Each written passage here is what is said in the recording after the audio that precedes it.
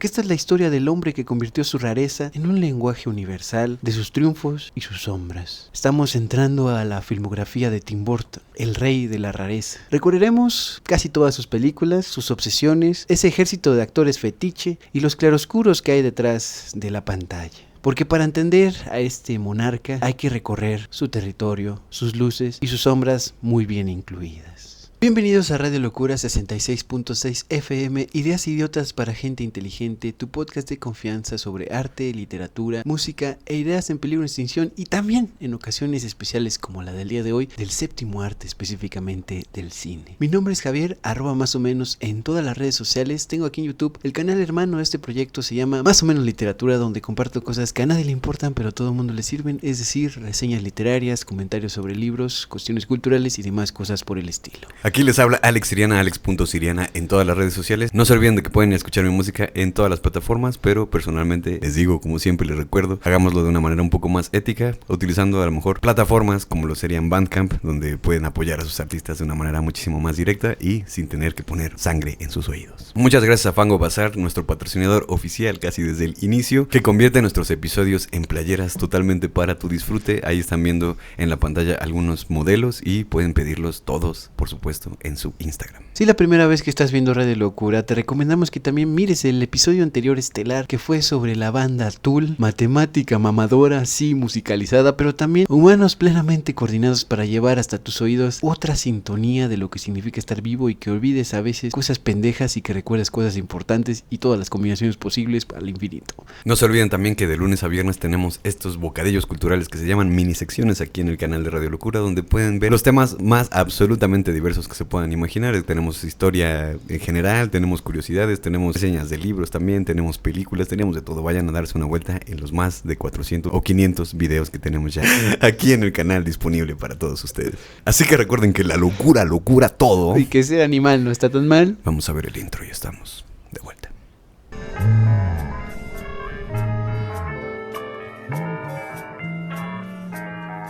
Radio Locura 66.6 en frecuencia moderada. Ideas idiotas para gente inteligente. Adiós.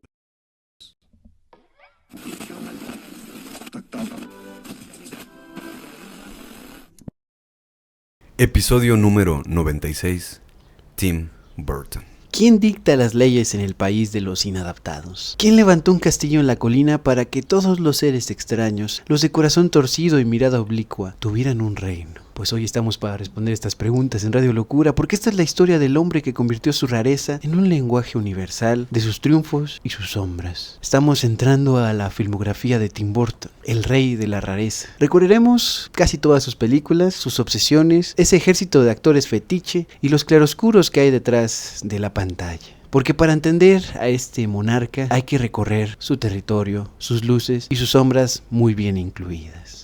El mito de Tim Burton, como una buena parte de los grandes mitos, comienza con un destierro. A principios de los años 80, un joven Tim Burton trabajaba como animador en Disney y era básicamente un pez fuera del agua en la fábrica de sueños más convencionales que es Disney. Y asquerosa. Allí, eso sí, en sus ratos libres, forjó una corona doble, porque aquí se arma por lo menos dos obras fundacionales. Una que se llama Vincent, del 82, que es un corto, ya en stop motion, manifestando lo más puro que tenía a su alcance, recreando su realidad y sus recuerdos. Porque es un niño que prefiere los sueños macabros de Vincent Price. Vincent Price hay que entenderlo como un actor fundamental del cine en blanco y negro, obviamente previo a todo lo de Tim Burton, que se destaca principalmente por haber personificado grandes historias de Edgar Allan Poe, entre otras grandes cuestiones góticas, oscuras de la literatura, pero llevado a la pantalla. Entonces, este niño está obsesionado. Era su crush. No era para nada extraño comprender que Tim Burton también estaba obsesionado, siendo niño, en estos reflejos, ¿no?, entre la ficción y la misma realidad del autor, con la cuestión de este actor insignia de las historias oscuras. Lo interesante de este corto, entre otras cosas, es que vemos a un niño que tiene las ensoñaciones más clavadas dentro de su propia casa, siendo cuestiones muy claras como la lectura, sí, por un lado, pero también que al momento de descubrir una lectura explícitamente de Edgar Allan Poe, él se cree que está perdiendo a Leonora, ¿no? Este personaje del cuervo o cualquiera de las referencias de los múltiples cuentos donde los protagonistas de Edgar Allan Poe pierden a sus esposas, está que no son pocos. Que no es nada extraño tampoco en la literatura de Edgar Allan Poe, y Tim Burton lo está recuperando ya desde este momento, con Vincent Price haciendo la voz de fondo en toda esta historia. O sea, ya está colaborando con su ídolo en este primer Idolazo. momento. Entonces, Tim Burton con Vincent está ya fundamentando todo lo de stop motion que vendrá a lo largo de su carrera. Pero también vino después, en el 84, Frankenweenie. Si ustedes no lo saben, seguramente lo saben mejor que nosotros, pero aquí está el dato específico. No solamente existe la película animada, que es la más conocida, la más reciente de Frankenweenie, sino que también hay un cortometraje del 84, como estoy diciendo, donde se usa este modelo de perro, pero ya vivo, ¿no?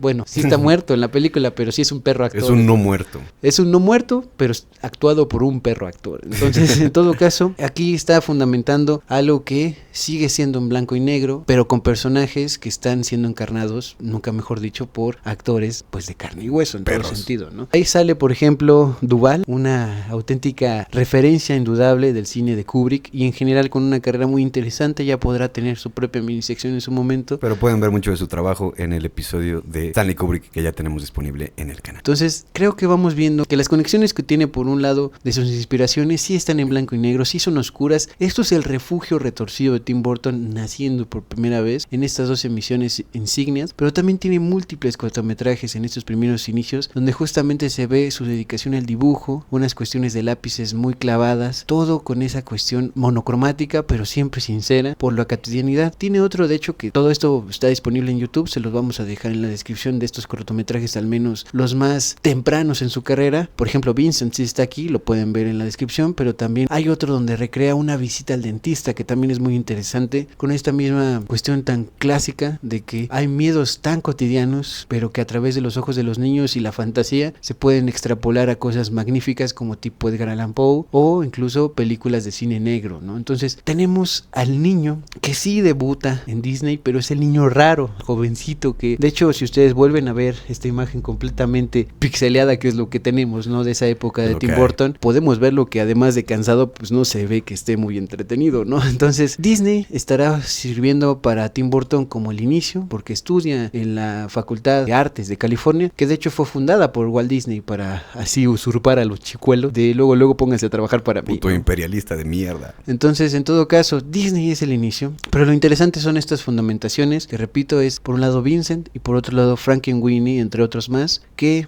hacen que, aunque a Disney no le gustaba del todo, permitieron que grabara esta emisión de Frankenweenie en primera ocasión, y este cortometraje es el que le va fundamentando, ¿no? La inspiración, le va fundamentando que él también se arte, estar trabajando en Disney dibujando animalitos felices y demás que no le interesan. Se arte haciendo arte. Y en todo caso, lo despide, se corre él mismo, deja Disney, qué bueno, pero este destierro, es lo que estábamos diciendo, no fue un punto y final, se acabó, sino fue una liberación para empezar a crear su propio reino.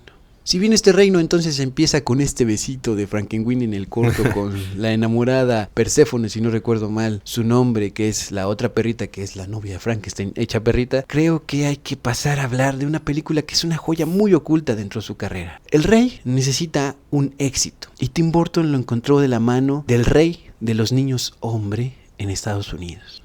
La gran aventura de Pee-wee del 85 fue mucho más que su debut. Fue esa catapulta que lo llevó a fundamentar un fenómeno cultural que estaba completamente apoyado, sí, en el actor Paul Rubens. Este actor es el genio detrás del personaje de Pee-wee Herman. Confió en este director novato porque vio estos primeros cortometrajes que estábamos sacando en un principio. Le dijo, ¿sabes qué? Hay que armarlo. Lo convencen y quiero que vean esta película como una joya donde todo lo que estará en todas sus demás películas con personajes ya con colores en la pantalla, pero también con stop motion para asustarte, está completamente realizándose por primera vez. Un largometraje, sí es su primer película, y yo quiero que la vean porque ahí pueden encontrar que a lo mejor no está todo dado como lo veremos en las siguientes películas, sino que verdaderamente se está fundamentando cuestiones muy absurdas y al mismo tiempo que como que te quieren dar miedo por otro lado. Entonces, esta visita, esta cuestión se va incluso al Álamo en la historia que estamos viendo. La historia básicamente es sobre este niño que se llama Pee-wee, que sobre este niño. Es sobre este... es que sí parece niño. Es sobre este adulto que muy parece joven, un niño. que parece un niño, que actúa como tal y que tiene su bicicleta. Él ama su bicicleta. Y entonces, por estar viviendo en esta cuestión de pasear con su bicicleta, va a visitar, ¿qué cosa? Una tienda de bicicletas donde mandó a arreglar su claxon de bicicleta, sale y le robaron su bicicleta. Eso será el inicio de todo un viajezote que se dé la gran apertura de Pee-wee, donde terminará llegando a Texas, al Álamo, porque según Texas, una pitonisa le dijo: tu bicicleta está en el sótano del Álamo. Él llega a visitar este lugar que es donde Texas pues combate a Santana y demás cosas históricas, y en todo este momento él quiere preguntar dónde está el sótano del Álamo, y le dicen, viéndose en su cara: el Álamo no tiene sótano, no seas idiota, estúpido. imbécil. Tiene ahí un quiebre emocional, conoce distintos personajes, se destaca muchísimo esta cuestión de la interpretación de voz que tiene Paul Reubens interpretando a Pee-wee, que es su personaje insignia, y creo que, como pueden ver en esta ilustración hecha al caso, salen dinosaurios, salen también el diablo mismo, que es su vecino que le ha querido robar su bicicleta, sale también una visita a un lugar donde están los motociclistas del infierno y él se pone a bailar para salvar su vida, un baile espectacular, sobre todo porque bailan Tequila, la canción sigue avanzando. Esta es una cuestión completamente frenética, es de las películas más entretenidas de Tim Burton, increíblemente la primera de ellas, cuando no es una idea original, pero supo combinar, como les estoy diciendo, ese frenesí y esa cuestión tan infantil de Pee-wee, sí, pero que vive completamente el gran viaje. Que es lo que ya estaremos viendo también en un rato. Pero en la cuestión de poner su propia voz en la estética de sus propias películas, por ejemplo, acá no se puede notar tanto como en otras que vamos a estar hablando, pero realmente sí está esa cepa, ese origen de todo lo que ya tenía trabajado, por supuesto, con Vincent y Frankenweenie. Aquí se puede notar mucho también que él tiene unas ideas retorcidas y esto lo está haciendo de alguna manera un poco más colorido, un poco más también sesgado, un poco también por todas las cosas que se le imponían, ¿no? Acerca del personaje y todo esto, pero se puede ver muchísimo también la firma de Tim Burton en esta película. Sobre todo una de las escenas más espectaculares por cómo se hace la interpretación de Paul Reubens como Pee-wee es justo cuando hay un retén de policías. Él está pidiendo pues que le den ray y lo detiene un hombre que es un criminal que ha escapado de la cárcel, incluso conoce a personajes así. Le dice: tengo una excelente idea. Corte de cámara y de repente ya tienen una ropa completamente diferente, el otro tiene una barba que no llevaba y son marido y mujer.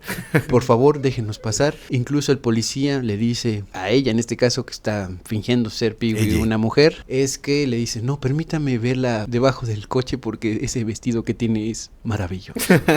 Entonces la chulean a Pee-wee y consigue escapar de este retén. Consiguen escapar de este retén policíaco. Repito, conoce a una diversidad de personajes, incluso motociclistas, una mesera que quiere ir a París, un chingo de referencias enriquecidas de una gran aventura donde conoces a personas que no tienes ni puta idea. Pero aquí hay una historia que se alarga muy cabronamente porque este actor, como dato de color, Paul Reubens, en el 91, en la cima de su fama, ya después de esta película y demás, fue arrestado por exhibicionismo en un cine para adultos. Pues niño no. Y este escándalo fue pues un terremoto total para Paul Reubens, no tanto para Tim Burton, pero lo que quiero que vean es que había fundamentado tanto la fama en la gran pantalla de este actor, de Paul Reubens, lo seguirá haciendo con otros actores y tiene esa potencia para hacerlo icónico, incluso con personajes que él no ha creado, aunque el actor que creó este personaje, a Pee-wee, después tendrá pues muchas desavenencias, personas que lo defienden con respecto a este tipo de cuestiones de exhibicionismo. Y por otro lado, una acusación muy fuerte que veremos, no es la única, aunque sí la primera acusación donde actores que estaban por ahí como que tienen material que no se debe tener sobre niños. Entonces este tipo de cuestiones es muy interesante. Estamos entre raros, pero incluso entre raros hay diferencias, sí, no mames. Entonces están los raros y están los pendejos, idiotas, sí, abusadores en todo sentido. Entonces, en cuanto a la fama y el arresto de Paul Reubens, se considera que solamente lo comprobado totalmente es ese acto de exhibicionismo en un cine para adultos en los 90s, y lo de las fotos y demás están bastante más discusión por distintas cuestiones artísticas y de archivo, aún así bastante perturbador. Pero dejando atrás todo Paul Reubens y Pee-wee, que recomiendo muchísimo esa película si es que no la has visto, Burton lanzó su verdadero manifiesto del caos, Beetlejuice. Aquí coronó la relación con su compositor básicamente oficial, Danny Elfman, y presentó por primera vez a su primera familia actoral. Digo por primera vez porque luego repite, luego no, en fin. En todo caso es, por un lado, Michael Keaton, un desatado e irrepetible Michael Keaton, y una Winona Ryder, que como estamos viendo ahí es icónica por donde le veas en este personaje. Ella de hecho no es su primera película aquí, pero sí es la primera película que la lleva al estrellato, aún siendo todavía pues básicamente una adolescente. adolescente y rompiéndola como un papel de adolescente rara, que es la única que tiene la capacidad de ver a los muertos y por lo tanto de ayudarles o no. Se irá viendo a lo largo de la película. Por obvias razones, no es el único caso, digamos, de cosas raras, sino si está Beetlejuice, que es un vagabundo, fantasma, un exorcista de vivos, en ese sentido. En lugar de dedicarse a exorcizar a las almas muertas, él exorciza a las almas vivas, y ese es su trabajo en esta primera película. Esta relación que tiene con el personaje Lydia de Winona Ryder es muy interesante, tiene una química muy potente, y sobre todo los colores. Aquí ya estamos viendo que sí puede haber una estética muy colorida en Tim Burton a propósito, de frente a lo retorcido y oscuro, y también de ultratumba que tiene en otras partes de sus personajes. Sí, que se antoja mucho que esta combinación de colores ya que empieza a implementar aquí, se viene mucho de estas imaginaciones que podrían llevarse a cabo cuando estás viendo una película en blanco y negro, ¿no? O sea, son como iluminaciones que siguen siendo casi igual de planas en un sentido del color, pero, o sea, que son bloques de color tal cual como estamos viendo acá, como un morado detrás y todas esas cosas, como si fuera colorizado de una manera un poco más caricaturesca, y eso creo que es parte también de la huella visual de Tim Burton, ¿no? Sí, y ese vestido es súper icónico, y sobre todo el peinado, no se diga del maquillaje que parece como musgo, que tiene como barba Beetlejuice mismo. Entonces creo que aquí estamos encontrando a Tim Burton, no solo nosotros, sino en general el mundo, que dijo, este es un hitazo que no va a parar. En todo caso, también hay una sombra muy larga en la participación de los actores de esta película. Para este momento no se sabía, y de hecho es muy probable que todavía no había cometido lo que terminó cometiendo. Se llama Jeffrey Jones, que hace el papel del padrastro, del tutor de Lydia, ¿no?, de Winona Ryder. Aquí este actor hace un personaje muy ingenuo, es un papá que está interesado en las cosas de cuestiones naturales, pero en 2003 Jones se declararía en medio de un juicio entre que sí lo hizo y no lo hizo, con el cargo de emplear a un menor de edad para unas fotos explícitas. Entonces, en todo este movimiento se registró al final del día como delincuente sexual, y esta condena tendrá repercusiones no solamente en la vida, obviamente, y así debe ser, en la vida de Jeffrey Jones, sino también en su participación en lo que será la secuela de Beetlejuice. En el caso entonces de Beetlejuice estamos teniendo una aventura de ultratumba básicamente. Si en el caso de Pee-wee era recorrer básicamente medio país, terminar haciendo una película de su propia vida, en el caso de Beetlejuice es encontrar que los muertos permanecen en sus propias casas y por lo tanto solamente ciertas personas, los raros, los inadaptados, pueden verlos e incluso comprenderlos después. Después hay un super fantasma que es Beetlejuice como tal, que entre que ayuda y no ayuda, pero es como un diablillo, ¿no?, que te va a engañar al final del día porque se quiere casar con Lydia. Entonces es muy interesante cómo pasa todo esto en esta película. Sí, es un viejo asqueroso. De hecho, en esta primera película es un personaje que es un viejo rabo verde en todo asqueroso sentido, en su aspecto y en cómo habla y pero todo. Tiene carisma, y eso es lo interesante, sí. Sobre todo de la actuación como Donald Trump de Michael Keaton de la actuación de Michael Keaton, pero también es la cuestión de llevar no bien tiene un carisma guión. Donald Trump. No, para nada. Pero sí es un viejo asqueroso y es igual de asqueroso que él, o más. Pero es muy cagado porque en realidad el viejo asqueroso en realidad era el papá de Lydia en la película. Pero volviendo a Michael Keaton, es que hace una extraordinaria actuación, y pues escenas icónicas que queremos que recuerden si es que no la han visto, pues es para antojarlos también en todo sentido. Es la idea de cuando él canta, de cuando él está en la maqueta, de cuando se logra o no finalmente su boda con Lydia, y el final también con Winona Ryder interpretando y levitando una canción como si fuera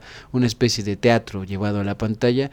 Esta película se agradece muchísimo, de nuevo, que vaya combinando lo divertido con lo oscuro, lo retorcido, incluso con libros de la muerte. Entonces, si no han visto Beetlejuice, dense la oportunidad. Esta también es imperdible si es que eres un fanático de Tim Burton, y pues siempre está bien volverla a visitar, porque él también lo hará, incluso Tim Burton, pero ya me estoy adelantando. Pero los directores de Warner Brothers vieron obviamente Beetlejuice y dijeron, este es nuestro chavo, le vamos a dar las llaves de la ciudad más gótica de todas, la ciudad Gotham, ¿no? La ciudad gótica. Aquí tenemos 2 emisiones de Batman dirigidas por Tim Burton. Ahí se metieron unos pedillos de logística, porque al mismo tiempo que iba a grabar la segunda película, empezó con una de sus películas más insignes, pero insisto, en la primera sí estuvo completamente concentrado. Es del 89 y no solo fue un blockbuster, de hecho es de los primeros que empiezan esta revolución de las películas de superhéroes como tal, tomadas en serio, aunque que tienen cosas divertidas, no como la de los años 60, que solamente era piu, pa, piu, pa, batigolpe y cosas, sino que hay un poquito más de profundidad, ¿no? Y entonces él reinventa totalmente a su manera este mito, que es un mito de un hombre que también es un raro, ¿no? Obviamente, pues... Sí, o sea, elevó a Batman de 12 años, del Batman de 12 años a uno de 28, 30 años. Qué sé yo, ¿no? En ese sentido de evolucionar una idea de que es un personaje perturbado, ¿no? Hay que recordarlo finalmente, este no es el episodio de Batman, pero obviamente si tenemos un Batman de Tim Burton es que es un personaje extravagante, es un personaje pues que sí tiene su cuestión interna, ¿no? Sus ideales claros, sus virtudes y demás, pero sigue siendo una persona que se disfraza para madrear personas, ¿no? Entonces, en todo caso también es un inadaptado. Eso nadie se lo quita. Tenemos frente a este Batman que obviamente, si ustedes no lo saben, es Michael Keaton, ¿no? Aquí vuelve con esta participación de sus actores fetiches, ya está forjándose esa primera comunión, pero también tenemos la participación del mismísimo Jack Nicholson como el Joker. En el caso de Jack Nicholson tenemos a un hombre que le da por primera vez en esta película, al menos en el cine, un origen al Joker, que es caer en ácido, en ese movimiento fatal que lo salva y no lo salva Batman en el último momento. Creo que sin duda, aunque está el iconiquísimo también Joker de Christopher Nolan, De Heath Ledger. con Heath Ledger, el caso de Jack Nicholson sigue siendo icónico y no hay manera de que lo puedas bajar de ahí. Completamente en el cine fundamentó lo que significa un personaje de un payasito loco criminal, en este caso muchísimo más mafioso, muchísimo más de sindicato del mal, lo que en un origen en el cómic es lo que más fundamenta el personaje, pero con Jack Nicholson que siempre es un deleite verlo en la pantalla. Y como dato preciso en este caso de la película es que cuando va a un restaurante, a una cita de la enamorada de Batman en esta primera película, que medio la engaña, no la engaña para darle información porque es periodista ella, llega y desatan todo un baile, y en este baile destrozan el lugar, pero lo único que le dice a sus secuaces, no le metan ni un pincelazo, ni siquiera casi se acerquen a él. Es un cuadro obviamente de Francis Bacon. Nosotros ya tenemos en el canal un episodio que le dedicamos hace bastante tiempo a Francis Bacon, donde profundizamos también en que era un personaje muy raro, lleno de brutalidad, de sadomasoquismo y demás cuestiones inspiradoras. Sadomasoquista, un pintor también homosexual, muy metido en la cuestión de la violencia propia, ¿no? No era como negativo con las demás personas, pero su visión retorcida de la realidad sí estaba mucho permeada por el sadomasoquismo y todo este pedo. Entonces se nota muchísimo en sus pinturas. Vayan a ver ese episodio realmente si se quieren meter, porque es uno de los grandes pintores, yo creo que digamos como alternativos, que hace falta realmente estar revisando constantemente, y sobre todo pues aquí que se ve representado en esta pintura que me parece que es una versión del Papa Pío, ¿no? El importante momento de esta película que queremos rescatar aquí es que le dice a sus secuaces, como estábamos comentando, este cuadro ni me lo toquen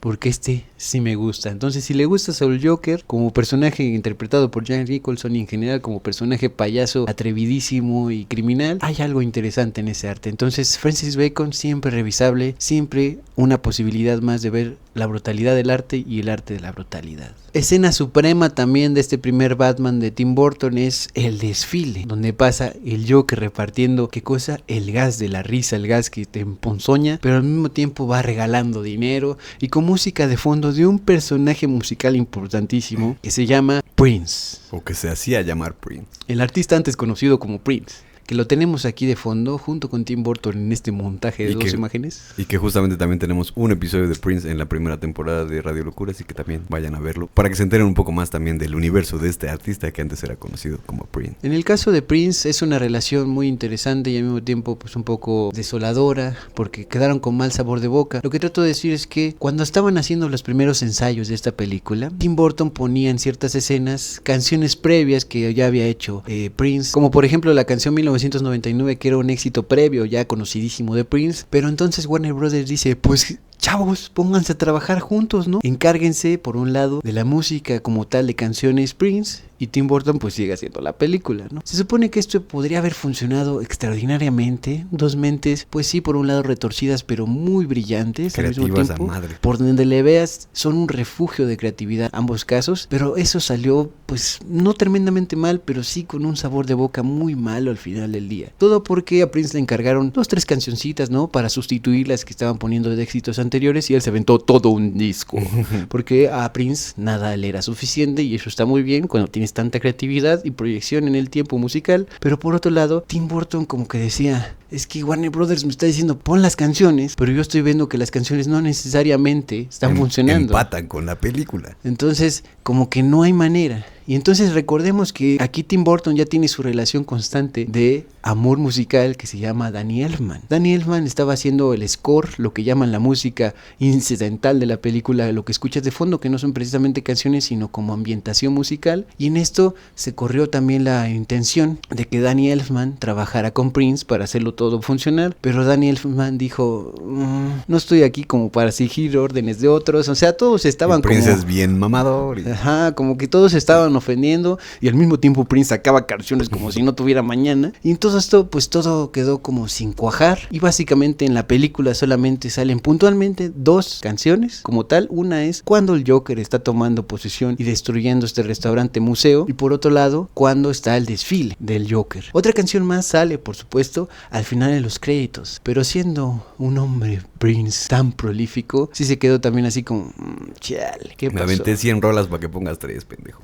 Y Tim Burton también lo reconoce en entrevistas que pues se quedó desolado porque dijo, de los artistas que más he disfrutado en vivo, de hecho el mejor concierto que he podido disfrutar es uno de Prince, pero en esto lamentablemente no pudo funcionar. Y dice, lamento mucho, dice en esta entrevista, que hasta la fecha no pueda escuchar el disco Batman de Prince sin sentir esa comezón horrible entre artística y no colaborativa, pero sí por lo que pasó o no pasó en la película. Sí, un poco este arrepentimiento también artístico, ¿no? De saber que de alguna manera tuviste que rechazarnos, no por cuestiones personales, sino por la cuestión del proyecto, de cómo se estaba llevando a cabo toda la producción de la película, que no pudieras incluir todas estas canciones que, pues, la verdad es que son muy buenas también. En todo caso, pues entonces ustedes aviéntense ese disco completamente súper recomendable de Prince, sobre todo porque él toma, y eso es muy interesante, que agarra a los personajes icónicos de Batman y hace que canten sus canciones, como si el Joker interpretara su propia canción, como si Dos Caras también lo hiciera, recreándose, porque incluso en un video él sale con la cara de un lado de Batman y la otra de Joker, que es el Bat Dance,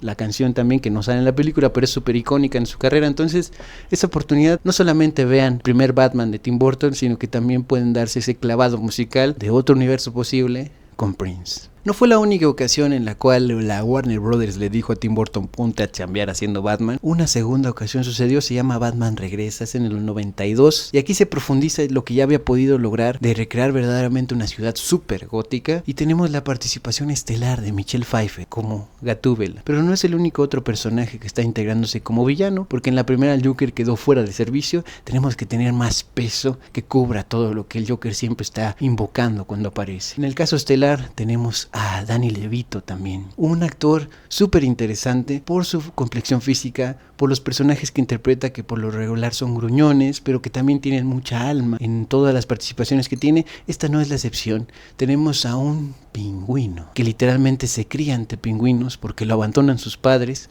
Por cierto, el padre del pingüino en esta película es Paul Rubens, también el que hizo Pee-wee, aquí vuelve a salir, y esto es muy interesante porque va tomando a Tim Burton una y otra vez, a sus actores no los deja del todo, salvo casos extraordinarios como los que vimos, que ya hay personas que hacen cosas horribles, pero en este momento todavía no había pasado lo de Paul Rubens. Y que si lo piensas bien, es una cuestión también como de si él está siendo una persona que está intentando decir cosas raras, está intentando poner ideas raras ya sobre la pantalla en ese sentido como cineasta, de una u otra forma necesita un casting, un cuerpo de actores, una familia cinematográfica que también le esté ayudando a representar todas estas cosas, y también suelen ser entre personas que son muy famosas como Michelle Pfeiffer, por ejemplo, y también tiene a personas como Danny DeVito, ¿no? En este sentido, o incluso Jack Nicholson, que son considerados ya también raros, unos freaks, digamos, ¿no? Dentro de su propia forma de hacer arte, ¿no? De su propia propuesta. Entonces está muy interesante ver eso, que no es tanto como reciclarlos nada más por reciclarlos, ¿no? Porque algunos directores, no vamos a decir nombres, pero algunos sí es como de, bueno, pues ya voy a hacer esta película, ya sé quién va a estar, porque mucho se dice eso, por ejemplo, de Johnny Depp, ¿no? Pero eso es una conversación para después. El punto es que tiene una familia que realmente está entendiendo estas propuestas que él tiene, porque como ya lo habíamos visto al principio, él en Disney está intentando también como proponer muchísimas cosas cosas que terminan siendo demasiado sombrías, ¿no? Y estos actores logran hacer una grandísima representación de los personajes que él tiene en mente, que es muy muy importante que él los llevara a la pantalla en la manera en la que él los estaba imaginando. En todo caso, Danny DeVito hace un excelente papel, es de lo más representativo junto con Michelle Pfeiffer en este caso, y también creo que no es el único que sale en esta película, también Christopher Walken, que tendrá una repetición también en otra película que veremos más adelantito, pero que también aquí hace el papel extraordinario de un empresario que domina todo, como no pasa en ningún momento en Estados Unidos en la realidad contemporánea de la grabación de este video. Entonces ahí vemos también que está criticando, muy fiel al espíritu de Batman, esas cuestiones políticas, porque incluso lanzan al Pingüino para que sea el alcalde de la ciudad gótica, ¿no? Entonces todo ahí está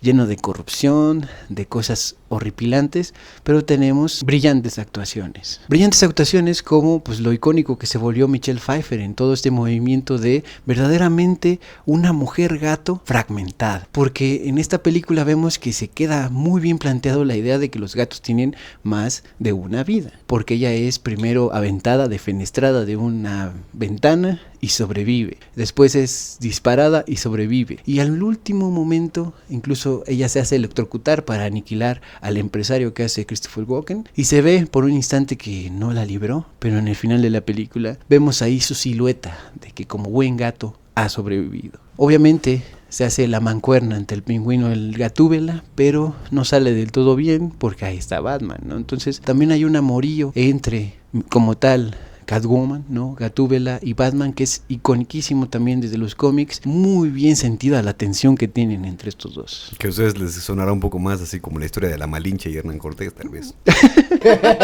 Pero ahí vemos entonces a Tim Burton como tal dirigiendo una escena de Michelle Pfeiffer, y lo que quiero rescatar aquí por primera vez es que en este momento de grabar Batman 2, Batman Regresa, es que Tim Burton, él quería absolutamente mejor dedicarse a otro proyecto que es El extraño mundo de Jack, Pesadilla antes de Navidad, que estaremos profundizando después, pero lo que quiero decir aquí es que él hizo todo lo más posible que pudo antes de que empezara la grabación de Batman 2 para coordinar sus personajes, la historia, convocar a la guionista, además cuestiones con Danny Elfman de la música y por supuesto toda la cuestión del stop motion, pero ya no le daba el tiempo para estar dirigiendo su proyecto quizás más querido hasta el momento, que es la historia... El extraño mundo de Jacobo.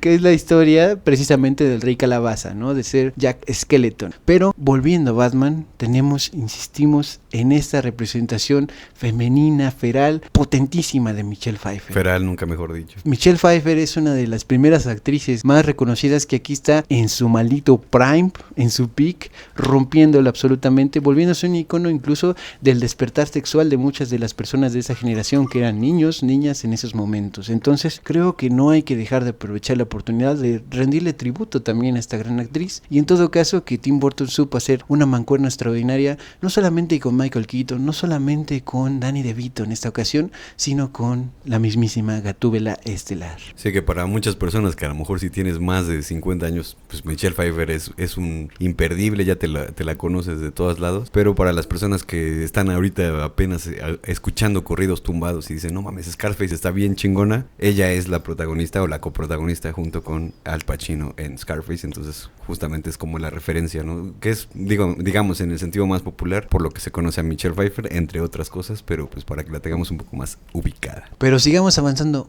un dato más con Batman 2 de Tim Burton. El caso del extraordinario, bonito, curioso, también medio siniestro momento donde vemos que no solamente es abandonado a su suerte y termina siendo criado por pingüinos, sino que toma todo lo de este zoo, lo de este parque de diversiones con animales, y lo hace parte también de su pingüimóvil, porque es literalmente un patote el que lo hace pues consolidar sus fechorías cuando vuelve después de ser corrido a través de Ciudad Gótica. Es iconiquísimo. De nuevo ahí vemos el contraste entre colores muy vivos, incluso como de caricatura, como estabas diciendo, pero también con un personaje retorcido encima. Y es sumamente potente también la escena donde los pingüinos aparecen una y otra vez, pero donde los pingüinos le dedican toda una especie de homenaje porque ven a su gran rey de los pingüinos aniquilado al final de la película. Es tristísimo, excelentes pingüinos actores, es una demostración de también la cuestión animal conmovedora. Pero muchos dicen que fue en el 90, antes de Batman, que Burton creó su mito fundacional, su autobiografía en clave de cuento. Estamos hablando de Eduardo Manos de Tijera. Eduardo Manos de Tijera. Y es el corazón expuesto de todo su reino. La idea nació de un dibujo adolescente que él había hecho. Un hombre solo, con tijeras por manos, incapaz de tocar a cualquier persona. Johnny Depp hace su aparición aquí y es un flechazo a primera vista, porque de esta participación que tiene no parará de tener películas con Tim Burton, que incluso, como dice, se volverá así como fetiche y obvio, así como, pues si otra película de Tim Burton, pues a huevo va a estar el mismísimo Johnny Depp. Pero el caso es que en cada ocasión sí busca dar lo mejor, y en esta primera vez se ve jovencísimo, se ve completamente abandonado, está encarnando excelentemente bien esta idea de un hombre que no puede acercarse a la gente, que además ha perdido a su propio creador, que aquí se van cerrando círculos, porque el creador es interpretado por Vincent Price, que es uno de sus primeros grandes ídolos, que ya había participado en su primer cortometraje, en Vincent. Entonces él es el que le da vida en la película a Eduardo Manos de Tijera, quizás el personaje más icónico de Johnny Depp con Tim Burton hasta el momento, y también el más icónico de lo que se representa el mismo Tim Burton como una persona inadaptada en todo momento, ¿no? Que no puede tocar directamente las cosas. Básicamente tenemos a Vincent Price como el papá de la fragilidad más poética de Tim Burton en este momento. Pero aquí una vez más y de manera muy potente estamos viendo el contraste entre colores muy vivos, pasteles de los suburbios de la película, pero también la cuestión más sombría del castillo, que es donde vive abandonado a su suerte Eduardo Manos de Tijera, hasta que es rescatada por esta mujer que vende abón y que termina diciéndole: vente para acá, no te preocupes, podemos trabajar para que tú, pues básicamente te estoy adoptando, ¿no? Como lo vemos en esta referencia no tan sutil, en el momento quizás más bajo de la película, que él vuelve a escapar de la casa que lo ha adoptado y se sienta junto a un perrito, ¿no? Y ahí el acto que hace también el perrito de la sirenita. Y ahí el acto que hace para el perrito de la sirenita también es muy frágil y muy poético, porque es esos perritos que tienen cubiertos los ojos, si no les pelas Pastor constantemente. inglés, creo que se llama. Pastor en ese sentido, y decide Eduardo Manos de Tijera cortarle el flequillo para que el perrito por fin pueda ver. Esas cuestiones poéticas y al mismo tiempo tan simples están bien clarificadas y presentadas en Eduardo Manos de Tijera, y eso me sirve para hablar de la relación que vuelve a haber entre Tim Burton y Winona Ryder. Ella crece y sigue dedicándose a la actuación, evidentemente, y logra esta mancuerna, no solamente en la pantalla, sino también como pareja sentimental de un jovencísimo, pero no tanto, pero sí legalmente todo, Johnny Depp, ¿no? Entonces ahí se fundamentan también los amoríos entre los actores, y que tiene esta cuestión de que no solamente Johnny Depp empieza a ser camaleónico en esta película, porque no se parece tanto Johnny Depp a él mismo y tampoco a los otros personajes que vendrán después, pero también Winona Ryder lo logra. Aquí no estamos viendo a Lydia de la película de Beetlejuice, estamos viendo es una rubia completamente a otra persona que está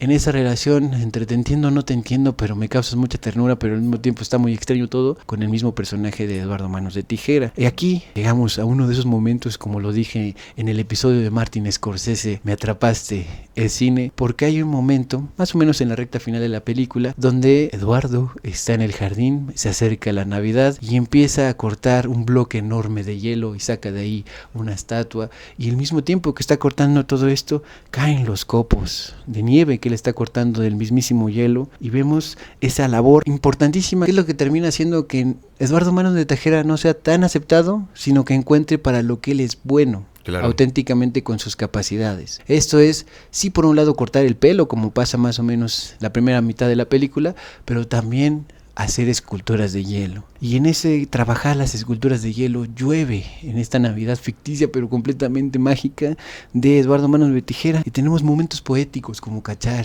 este hielo, y es auténticamente muy bonito todo lo que está pasando en esta película, sobre todo porque al final, este es un spoiler de una película que salió hace más de 30 años, pero él se termina recluyendo una vez más a su espacio donde era su origen, pero ya lo hace suyo. Él ya crea la Navidad, él ya crea el hielo de esa ciudad cada vez que llega el momento porque él se pone a trabajar en hacer estas esculturas completamente transparentes. Y que tiene muchísimo que ver con su propia historia. Como lo habías anticipado al principio, pues esta es una de las películas que probablemente se podría tomar más como autobiográficas, porque él está intentando también representar este viaje que tuvo con Disney, ¿no? Donde lo terminaron mandando a la verga porque dijeron, güey, pues la neta tu trabajo está demasiado sombrío para este pedo. Y él aquí se da cuenta, o más bien a través de esta catarsis, logra representar la propia lucha que él tiene con este sentido de hacer arte, que a lo mejor de repente no es tan aceptado, que incluso puedes llegar a ser un freak, que a la gente aplaude y diga, no, sí, claro, estuvo precioso lo que acabas de hacer, pero ya esta cosa siguiente que estás haciendo ya no me gustó, entonces vete a chingar a tu madre. Y aquí es por eso que pues,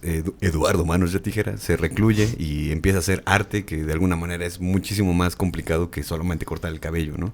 Que es básicamente cortar el cabello, pues estar dibujando para Disney, ¿no? Y andarte chingando la muñeca nada más en nombre del pinche Walt Disney. Y acá ya está haciendo él cosas que realmente pues lo están moviendo de una manera muy personal, ¿no? Y aparte anotando un poco eso de Winona Ryder, que también tuvo su aparición en los juicios que tuvo contra Amber Heard, porque justamente aquí pues estaban teniendo una relación sentimental y pues esto se convertirá en un verdadero circo después de en los años 2020, 2021. Así, en todo caso, tenemos en Eduardo Manos de Tijera quizás la obra más pura de Tim Burton, donde decreta la ley fundamental. El raro, el artista monstruo, es el verdadero ser sensible, y la sociedad normal es la que intenta mutilarlo, aniquilarlo, como estabas diciendo, en buena medida con esa participación en Disney. Pero tras estos éxitos como Beetlejuice, como Batman, 3 éxitos, como la cuestión también de Eduardo Manos de Tijera, Tim Burton buscó un refugio personal, un refugio retorcido personal bien oscuro, y lo encontró en Ed Wood en el 94. Quizás su película más cálida y la menos comercial. Muchos dicen, y de acuerdo a la investigación que se ha hecho para este episodio, que esta probablemente es la mejor película como tal, no como personaje, sino como armado de una historia de Tim Burton. Yo apoyo mucho esa propuesta porque una vez que ves la película dices, aquí todo es auténtico. Porque tenemos el homenaje al peor director de la historia hasta ese momento, que en manos de Tim Burton se convirtió en un canto al entusiasmo más creativo y puro, al amor por el arte más allá del talento o del reconocimiento inmediato. Por ejemplo, y aquí tenemos éxitos también, aunque no tenga tanto éxito comercial, Martin Landau aquí actúa como Bela Lugosi, como ese grandísimo actor que es conocidísimo icónicamente por haber hecho a Drácula en su momento, todavía en el cine en blanco y negro. Aquí lo podemos ver en esta relación que se forma entre Ed Wood, interpretado por Johnny Depp, junto con la Bubu. junto con Bela Lugosi, en este caso interpretado por Martin Landau, que gana un Oscar por interpretar a este otro actor en las sombras que tenía de la adicción, porque Bela Lugosi en la recta final de su vida se acercó demasiado a ciertas sustancias que lo ponía muy paranoico, pero Ed Wood estuvo ahí hasta el final, y eso es lo que está retratando la película, personas que se quedan ahí hasta el final por el arte, también de la amistad, y por hacer arte colaborativo como lo es el cine. Esta película es un trabajo amoroso, un tributo a los artistas marginales que son como el propio Burton en sus inicios, en ese sentido, y perseveran. Aunque él, Ed Wood, el éxito le estuvo muy lejano, le estuvo siempre negada la cuestión de la crítica, de hecho hasta la fecha se sigue reconociendo como eso, como el peor director del cine en blanco y negro hasta ese momento, es que nunca paró de intentarlo. Y aquí tenemos pues participaciones estelares de Bill Murray, que ya pueden ustedes ver más de sus participaciones con su directora específica que lo adora muchísimo,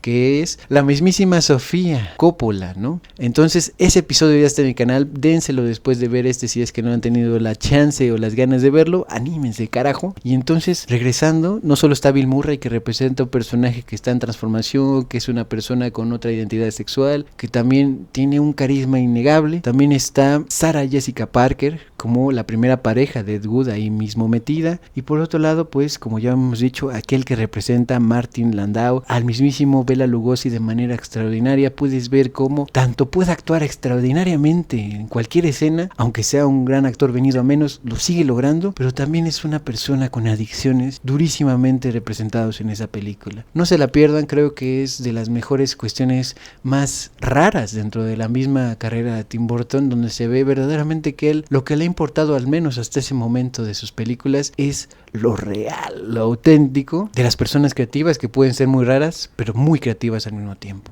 un rey visionario expande sus fronteras. Y Burton lo hizo hacia el stop motion, que ya estaba en el inicio de su carrera, pero los dibujos seguían siendo la base de todo eso, sus propias historias. El extraño mundo de Jack es un caso extraordinario en toda su cuestión artística. Es la película del 93, pero no fue dirigida por él, fue dirigida por Henry Selick. Y esta, a pesar de eso, es pura y dura esencia de Tim Burton en cada retorcido espiral y cada calabaza. Burton aquí está retratando algo que aparece una y otra vez de fondo, de lado, con ciertos dinamismos, que la Navidad puede convivir, nunca mejor dicho, con el día de Halloween.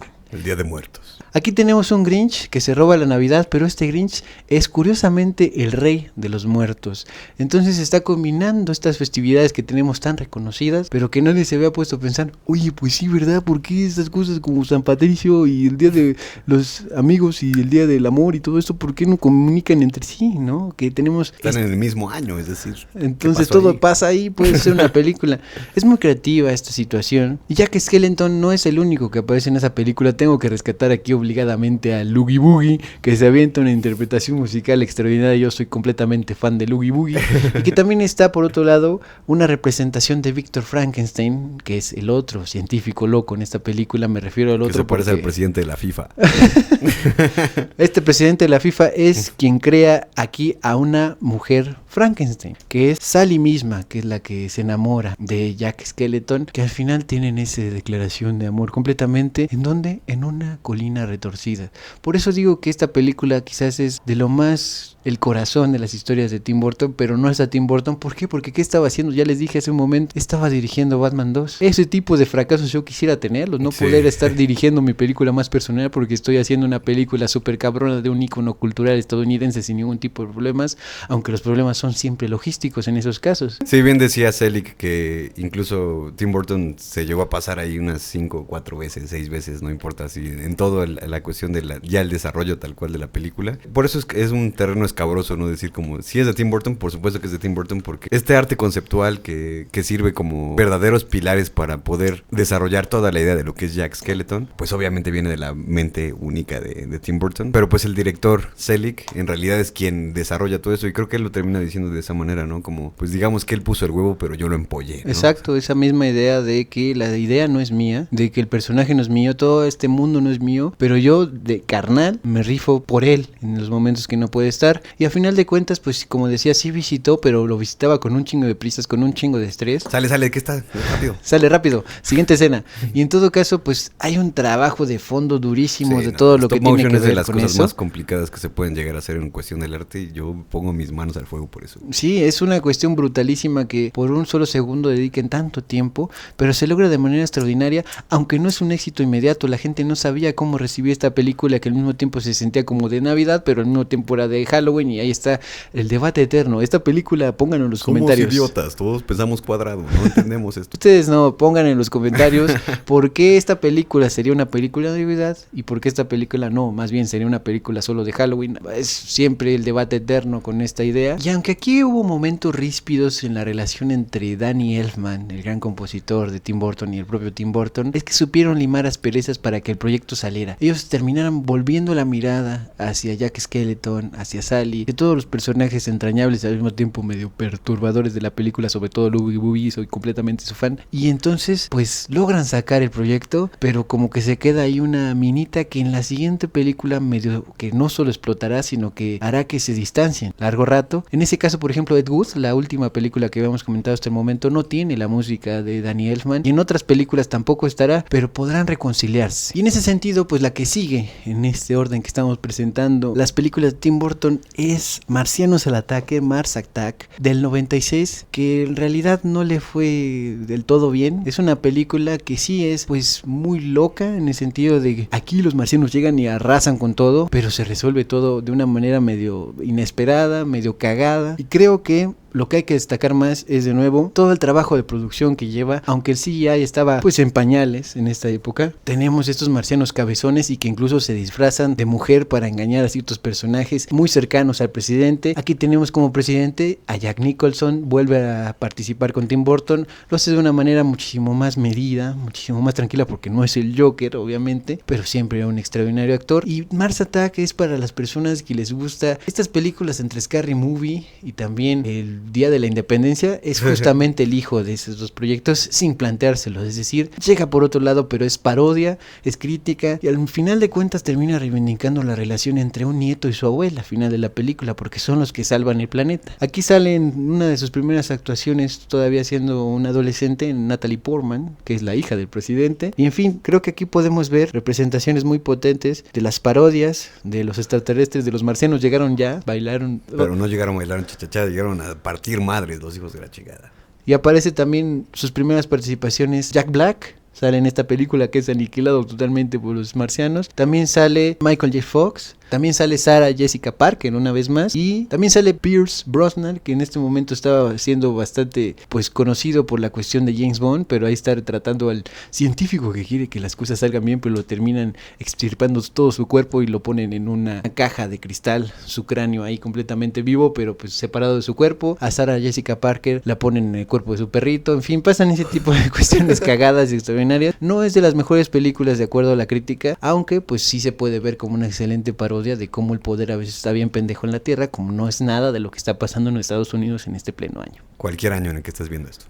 También aparece en su carrera una recreación de un tópico gótico literario que es La leyenda del jinete sin cabeza. En el 99, un homenaje visualmente deslumbrante a estas películas de terror, de todo lo previo a Tim Burton, de este cine completamente apasionado por los personajes desbordados, y tenemos a Christopher Walken una vez más apareciendo. Él es el jinete sin cabeza, aunque cuando es el jinete sin cabeza pues no vemos su actuación, pero ya está completamente su cuerpo entregado a la pantalla. Creo que aquí se honra muy bien a Christina Ricci, que es la coprotagonista, porque hace un doble giro. De hecho, si ustedes ven la película, si es que ya la han visto, revívanla, verán desde un principio que se ponen todos los pasitos para notar que ella no está trabajando muy honestamente de frente al protagonista, que obviamente es Johnny Depp. Y sobre el planeta de los simios del 2001, mejor vamos a dejarlo para su propia minisección, porque esta película es una de las cosas más raras dentro de la carrera ya rara de Tim Burton, pero no por la cuestión de calidad, sino muchos dicen por la falta de ella, porque le cambiaron muchas veces el guión, porque tiene esas resoluciones, digamos, de golpe Deus ex machina al final de la película. Justamente un chango llega a salvarlo todo porque su nave se tardó en llegar, pero sí logró hacerlo. Y entonces lo más rescatable de esta película, muchos dicen, es la cuestión de la caracterización. De nuevo, la cuestión de diseño de vestuario de personajes es extraordinaria. Hasta el momento se ve completamente no natural, pero sí lo más cercano a ver changos actuando en la pantalla. No tanto así como en la versión original, que se ven muchísimo más acartonados. Aquí se ve muchísimo más orgánico en todo sentido. Pero antes de seguir avanzando, aquí tenemos que decir que aunque tendrá su propia minisección esta película, este es el momento donde Tim Burton conoce a Helena Bonham Carter, que se forma esa mancuerna, no solamente en la pantalla, porque de aquí en adelante saldrán casi todas sus películas, sino porque se vuelve su pareja sentimental, con la cual forma una familia. Y bueno, todo ese desarrollo también ha sido mucho tiempo icónico de lo que significan las parejas de artistas en Hollywood, al menos. Pero luego, en el 2005, en El cadáver de la novia, aplicó una magia técnica poética. El mundo de los vivos está completamente en blanco y negro, de frente a los personajes que están, por otro lado, muertos y que tienen todo el color posible en la ultratumba. Creo que esta película es verdaderamente, desde mi perspectiva, después de haber revisado todas las películas posibles de Tim Burton, la película con más corazón en la dirección de stop motion hasta el momento, porque vemos que se pone poético, se pone cuestiones trascendentales como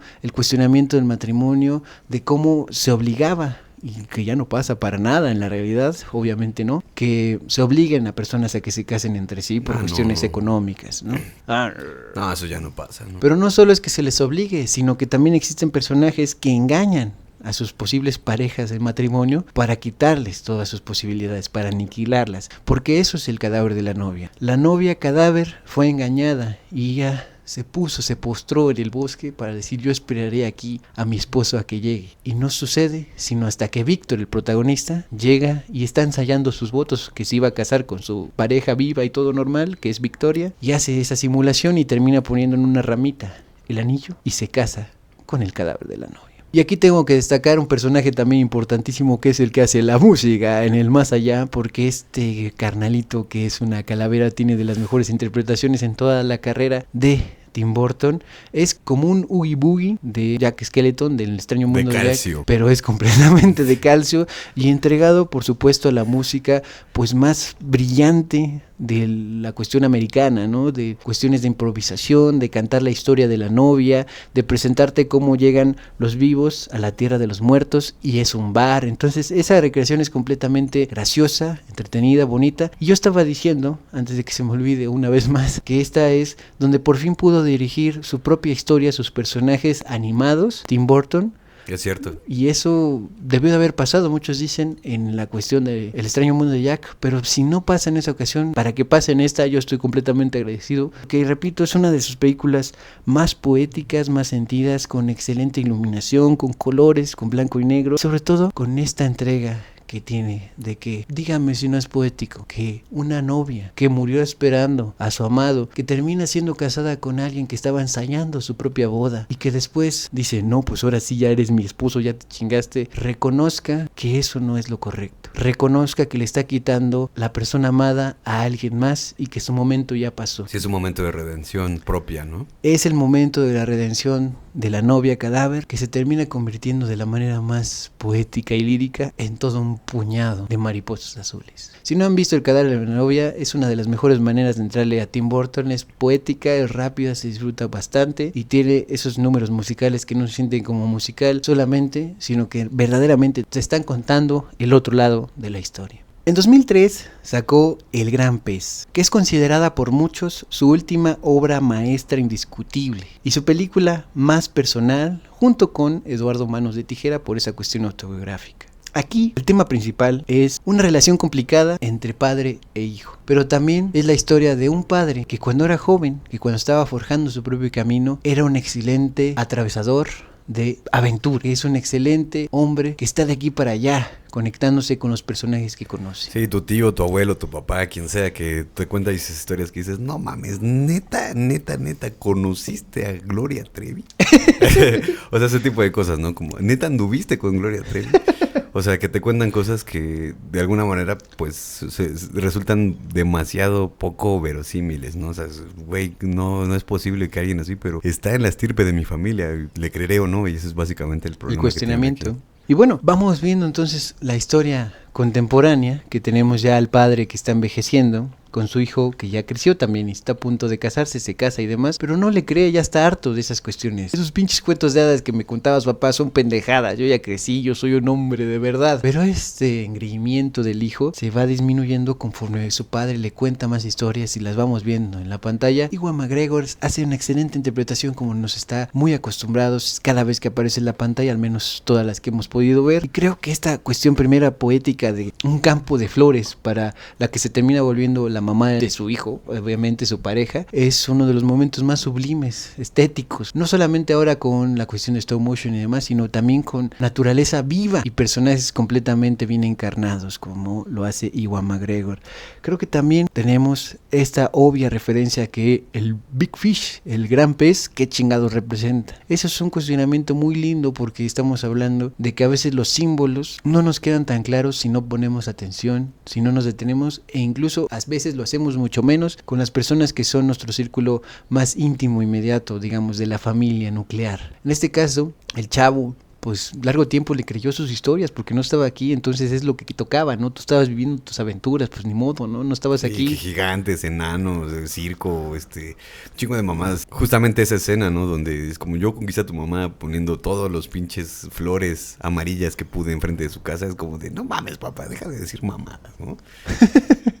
Pero aún así, sucede lo del Gran Pez. El Gran Pez, la primera vez que aparece en la película como tal interactuando con Ewan McGregor, él está buscando recuperar su anillo de matrimonio que se lo tragó el Gran Pez, porque él siempre ha estado intentando pescar a este gran pecesote. Y lo logra, recupera este anillo y seguimos con estas historias completamente mágicas y desbordadas. Una escena de nuevo donde yo a ustedes les digo, me atrapaste, es cine, como en el episodio de Martin Scorsese, es cuando ve por primera vez a la que será su esposa y el tiempo se detiene. Eso justo lo dice, ¿no? Es cierto que cuando ves por primera vez a la persona que amas en esta representación de este cuento también medio de hadas, pero en el circo se detiene el tiempo y vemos las palomitas cayendo y que las esquiva y atraviesa toda la cuestión del mismo circo al medio, y cuando se logra acercar más, el tiempo vuelve a retomar su marcha. Estos momentos poéticos, ya con personas de carne y hueso, están perfectamente retratados en Big Fish de Tim Burton. Eso es una cuestión, como dices tú, demasiado poética, porque creo que lo que deja de manifiesto esta película es realmente no es tanto lo que hayas vivido, que probablemente tengas una vida que haya valido muchísimo la pena vivir, ¿no? Ya el señor ya está en su lecho de muerte, básicamente. Pero una de las grandes lecciones que deja Big Fish es: tu vida no es exactamente lo que has vivido, sino cómo la cuentas también, cómo la recuerdas, cómo la compartes. Cómo la recuerdas, cómo esas cosas forman parte de ti, y de alguna manera eso es lo más poético de todo, porque en una realidad, pues es como, no, pues sí, igual mi papá, o mi abuelo, mi abuela, mi madre, me contaron muchas historias que parecen demasiado increíbles como para creerlas, pero en este sentido, en la película, todo termina siendo cierto al final, cuando te das cuenta de que todas las personas están atendiendo al funeral de este gran pez, ¿no? Que a final de cuentas también termina siendo la representación de su padre. Ya estoy spoileando, como dices tú, una película que ya tiene décadas, entonces realmente no estamos spoileando nada, pero lo importante aquí es ver los mensajes, ¿no? Como lo decimos aquí en Radio Locura, siempre ver que el arte es el mensaje, y el mensaje que está dejando acá es la forma en la que nosotros mismos percibimos nuestra vida, cómo contamos estas cosas, y cómo estas cosas, a pesar de ser absolutamente extraordinarias, muchas veces en cuestión de ficción terminan siendo ciertas, y eso es la poesía también de la vida, que no todo el tiempo se trata de ver las cosas de una manera cotidiana, sino también ver el surrealismo que hay detrás de todas esas cosas, que una vez que las cuentas, la gente incluso puede llegar a decir, no mames, es que estás mamando mucho con esto que estás contando, y es como, sí, güey, Dua Lipa me dejó entrar al backstage, güey, o ese tipo de cosas, ¿no? Y pues realmente pónganse a pensar que por una cuestión estadística, pues todos vamos a vivir cosas increíbles en nuestra vida si nos quedamos el suficiente tiempo. Y también por cómo lo contamos. Ese es justo el quiebre que existe en esta película. El papá está contando todos estos personajes que conocen el circo, toda la historia de amor de su propia madre con él, toda esta historia también que tiene extra con personajes muy curiosos, que aquí ya hay un referente muy clásico. Aquí ya tenemos una de las primeras participaciones evidentes que tiene este actorísimo también muy particular que se llama Deep Roy. Ya tendrá su propia minisección con todas las participaciones que ha tenido tan icónicas de estos personajes raros, pequeños y demás, pero aquí está haciendo la figura de un payaso mismamente que acompaña a Danny DeVito en esta película, que es el dueño del circo. Este actor también sale, por ejemplo, en la película del Planeta de los Simios, pero ahí no se nota que es él porque tiene toda la cuestión de ser un changuito chiquito, pues no se ve su cara, ¿no? Pero este actor ya tendrá su propia minisección, y quiero decir muy claro que esta es la más estelar, pero no la única, de Tim Burton, donde se ve claramente que él está haciendo toda la magia desde un espacio muy pequeño, pero completamente potente.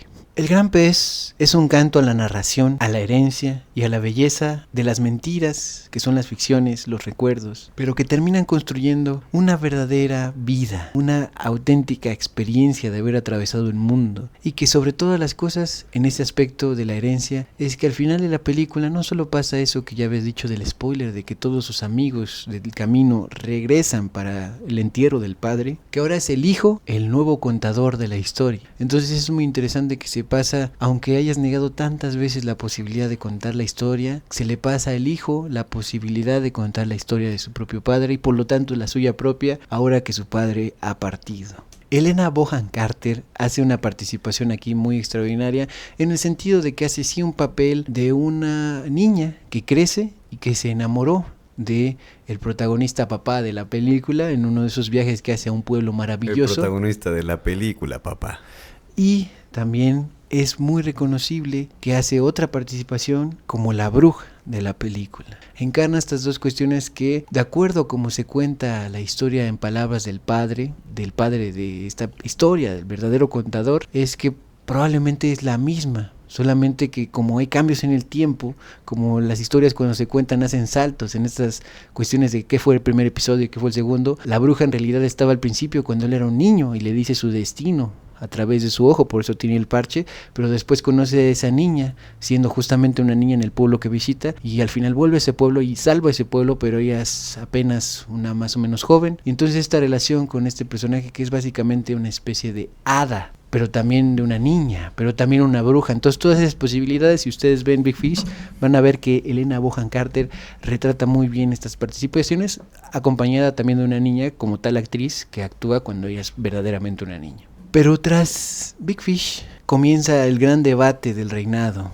de Tim Burton. Para una parte de la crítica de los fans, Burton, después de Big Fish, entró en una fase de piloto automático donde la estética burtoniana, los espirales, las cuestiones pálidas, la cuestión pop gótica, se repetía ya como fórmula. A veces incluso vacía de la emoción visceral que la había impulsado, que había originado toda su propuesta. El rey, decían en este punto, estaba reciclando su propio reino. El periodo que empieza con esto más o menos es la decadencia supuestamente de Charlie y la fábrica de chocolate, que fue un éxito comercial, la rompió, pero muchos vieron en este Willy Wonka encarnado por Johnny Depp algo como excéntrico, raro, incómodo, una figura traumatizada y que no estaba tan pegado al mago que existe en la versión previa del cine y también en la versión original del libro. Yo sí voy a defender Charlie y la fábrica de chocolates porque a mí me gusta justamente que sea algo raro, perturbador, porque le da un trasfondo que no existía en la primera película y tengo entendido que tampoco existía en el libro original. Ese trasfondo de una infancia traumática donde Christopher Lee es el papá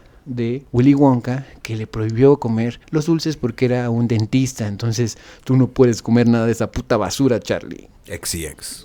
Y bueno, aquí aparecen los personajes obviamente distinguibles de los niños que son premiados con esta visita a la fábrica de chocolates, donde Charlie está buscando ¿qué? Su heredero, porque lógicamente no ha tenido hijos propios, pero su fábrica sí va a seguir funcionando después de que él no esté aquí. Atraviesan entonces así niños que tienen distintos vicios. Uno es la glotonería, otro es la pedantería, otro es la cuestión competitiva y de soberbia, otra más es como vivir entre la realeza y por lo mismo ser completamente exigente, avariciosa. Mimado. Y bueno, también tenemos la cuestión de la violencia del niño que juega videojuegos y que siempre está apuntando a esa cuestión. Cada uno tendrá su destino de fallar en la visita a la fábrica de chocolates y es lo que estamos descubriendo a lo largo de esta película. Creo que en el caso de Charlie, ya desde la primera versión y ya desde el libro se ve así como, no mames, este niño es completamente generoso, es increíble que comparta su chocolate con toda su familia, qué pedo, ¿no?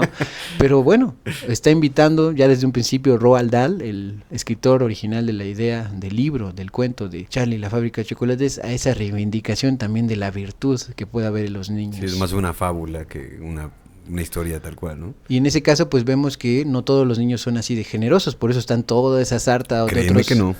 Toda esa sarta de niños que no terminan logrando su camino, ¿no? Aquí quiero destacar pues obviamente la inclusión que tiene el abuelo, que sí lo acompaña a Charlie, y hay también trasfondos de este abuelo. La versión original, tengo entendido, de la película, el abuelo pues solamente Charlie lo escoge así pues gratuitamente, ¿no? A la chingada, pues vamos a la fábrica. Aquí le dan un trasfondo de que el abuelo trabajó para la fábrica, que fue corrido porque hubo espionaje industrial y entonces sí, porque tenía cara de camaleón el señor. Y aquí vuelvo a mencionar a Deep Roy, este actor que se la super ultra mega cabronamente rifó en esta película porque grabó todas las cuestiones de los Oompa Loompa, él se encargó, no hay otro actor que está supliéndolo, Yo no hay soy dobles. el Oompa Loompa, soy los Oompa Loompa. Tal cual, su nombre es Legión, entonces en ese sentido es un trabajo minucioso, casi como stop motion, que un solo actor se reviente tantos Oompa Loompa como salen en la película, porque no todos están haciendo exactamente lo mismo como para que repitas y lo copies y lo pegues, no, o sea, se puede. Por ser chiquito debieron haberle pagado la mitad, pero...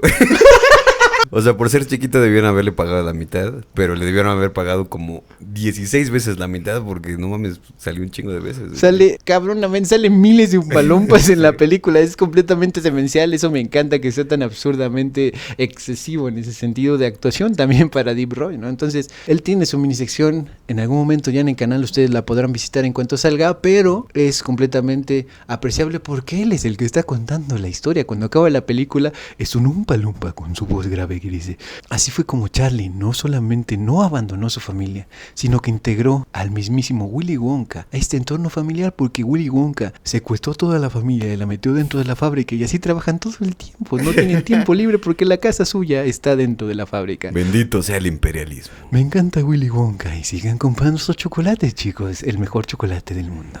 Las corporaciones son tus amigas, o son tu familia, o son tu pesadilla. Coca-Cola, el refresco genocida.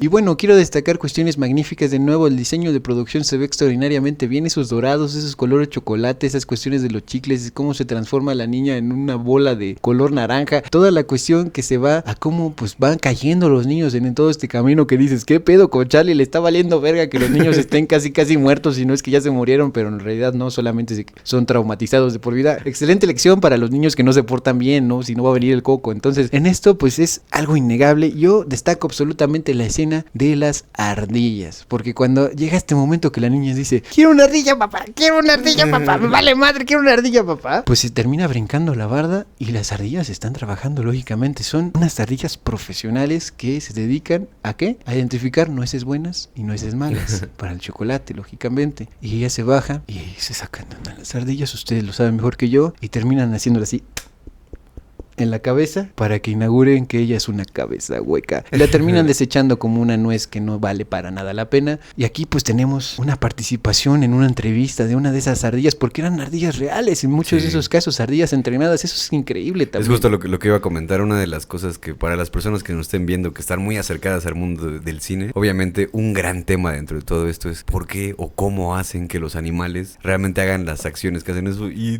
la respuesta que les puedo decir es total y puro conductismo, ¿no? O sea, las ardillas son entrenadas por, aquí está la comida, ven acá, camina por este lugar donde podrías morir, pero si puedes llegar hasta aquí, te voy a dar una nuez, eres la verga. Hacen ese tipo de cosas. Obviamente son ardillas entrenadas, obviamente son ardillas actoras y actrices, actoras. Pero eso es muy interesante ver, por ejemplo, los detrás de cámaras de este tipo de producciones, sobre todo justamente de Charlie y la fábrica de chocolate, porque ahí te das cuenta de todo el trabajo que conlleva, no nada más estar grabando y estar encuadrando la imagen y todo eso, sino también lo normal, digamos. Ajá. Todo el trabajo que hay para hacer que un animal haga lo que tiene que hacer, ¿no? Algo tipo como Napoleón, el pinche perrito actor, o Beethoven, sí. O ya estoy sacando mis referencias más millennials, ¿no? Pero te pones a pensar en cómo hacen que tantas ardillas hagan este pedo, y pues son ardillas entrenadas. Y en el sentido del cine también nos toca mucho reflexionar qué tanto hay de ético y no en todas esas cosas, pero en el sentido de la ejecución y todo eso es magnífico. Eso yo creo que no lo pondré en duda. Y pues ahí tenemos al mismísimo Tim Burton en esta misma locación de la grabación, que la niña es desechada como una nuez que no vale la pena. Ahí también, en esa extraordinaria foto que yo nunca la había visto y se ve excelente también, siendo una nuez también desechada en su propia película. Y como un vagabundo. Quizás un aspecto muy interesante es la correlación que existe entre la vida y la obra, porque en este momento Tim Burton estaba atravesando por la situación de acompañar a sus padres en problemas de salud. Me parece que pierde a su propio padre en épocas previas a la grabación o durante la grabación Charlie y la fábrica de chocolates, y también eso pues obviamente lo impulsa mucho más con esas inspiraciones que vienen de lugares que a veces son muy duros, pero que son auténticos totalmente para los artistas, las artistas. Y también pues ese caso que en su propia infancia tuvo una relación lejana con sus propios padres, porque ellos estaban en otro pedo, básicamente no les interesaba el arte, no estaban clavados en nada de esas cuestiones. Y pues Tim Burton sí, ¿no? Siendo un niñito raro y demás, dijo pues hay que ponerle a Willy Wonka, encarnado en Tim Burton, esa relación problemática con el padre. Su propio padre del personaje es Christopher Lee, que como ya había dicho es un dentista que le prohibió a Willy Wonka comer caramelos, chocolates. Es una persona estúpida si lo haces. Tú dedícate a solamente estar con tus frenos aquí completamente y punto, y se acabó, tus dientes van a estar bien. Sweeney Todd es una película extraordinaria para las personas que les gustan los musicales, y sobre todo también para personas que les gusta el cine atrevido de la sangre, de transgresiones y demás, y sobre todo también si les gustan las películas donde salió el mismísimo y extraordinario y completamente apasionado actor Alan Rickman, que ustedes obviamente lo reconocen muchísimo más por Severus Snape, principalmente de la serie de películas de Harry Potter, pero aquí sale como el papá controlador y también de la ciudad completamente, el encargado de la ley de esta película, que ha encargado todos los movimientos para que al protagonista, que es encarnado una vez más por Johnny Depp, le quiten a su esposa, le roben a su mujer y entonces lo exilien y la chingada, y entonces todo eso además es musicalizado y tenemos declaraciones completamente cantadas por parte de Johnny Depp, excelente interpretación, pero también de Helena Bonham Bonham Carter, en esta dupla que se ha formado también como parte de estos dos actores en el escenario. Aquí hay mucha ironía de lo que significa sobrevivir en tiempos de la revolución industrial y también sobrevivir siendo un peluquero, en este caso un barbero, específicamente el barbero infernal, el barbero sangriento, que vuelve en búsqueda de venganza porque le han robado su vida, su hija, ha matado a su esposa, lo han aniquilado todo, supuestamente, ¿no? Hay que ver la película para descubrir quiénes están vivos, quiénes están muertos, quiénes en realidad están muertos en vida, quiénes están vivos en la muerte, todo este tipo de cuestiones, muy Tim Burton en todo sentido, y esta cuestión está recuperada de un clásico de literatura británica que se publicaba en folletines y demás, y que lo lleva a la gran pantalla en forma de musical, porque antes también pues hubo todo este recorrido de la obra como parte de una obra de teatro. Entonces es muy significativo que está recuperando de todas las tradiciones que puede. Ya lo vimos con Sleepy Hollow, ¿no? El jinete sin cabeza, que también es un cuento gótico leyendoso, ¿no? Que lo pone también en su pantalla, en este caso con participaciones también recurrentes, insistimos, de Johnny Depp y de Helena Bonham Carter, pero también de Alan Rickman. Luego viene quizás lo que muchos dicen, el mayor fracaso de cómo se arma una película de Tim Burton, que es Alicia en el País de las Maravillas, porque aunque la rompió en la taquilla en el 2010, fue criticada por este maldito exceso de CGI y una narrativa completamente plana, que su protagonista no se ve que esté sintiendo las escenas, que a lo mejor sí puede estar ahí el mismísimo Johnny Depp, una vez más Helena Bonham Carter. De cuestiones actorales de ellos no hay ningún problema. También está Anne Hathaway como la reina también blanca de esta historia, es un clásico absoluto. Estábamos diciendo que recupera tradiciones literarias, y en este caso pues no es la excepción de Lewis Carroll, pero es importantísimo reconocer este abuso que se tiene por la pantalla verde, que no siempre es una mala cosa, pero ustedes pueden ver en estas imágenes que incluso los atuendos del que es el secuaz de la Reina Roja de Helena Bonham Carter está haciendo todo completamente un traje verde. Entonces, ¿de qué se trata, no? ¿De qué estamos hablando?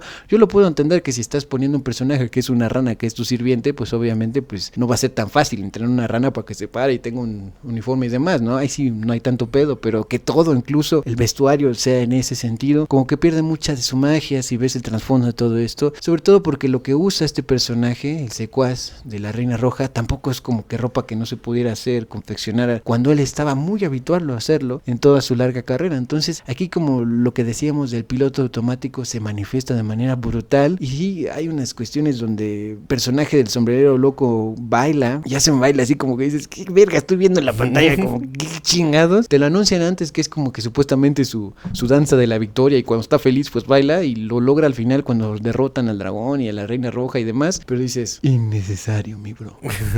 Bueno, en todo caso, aún así la idea original pues siempre es potente, porque Alicia en el País de las Maravillas es una excelente historia, pero bueno, uno pensaría que lo pudiera haber hecho mejor Tim Burton.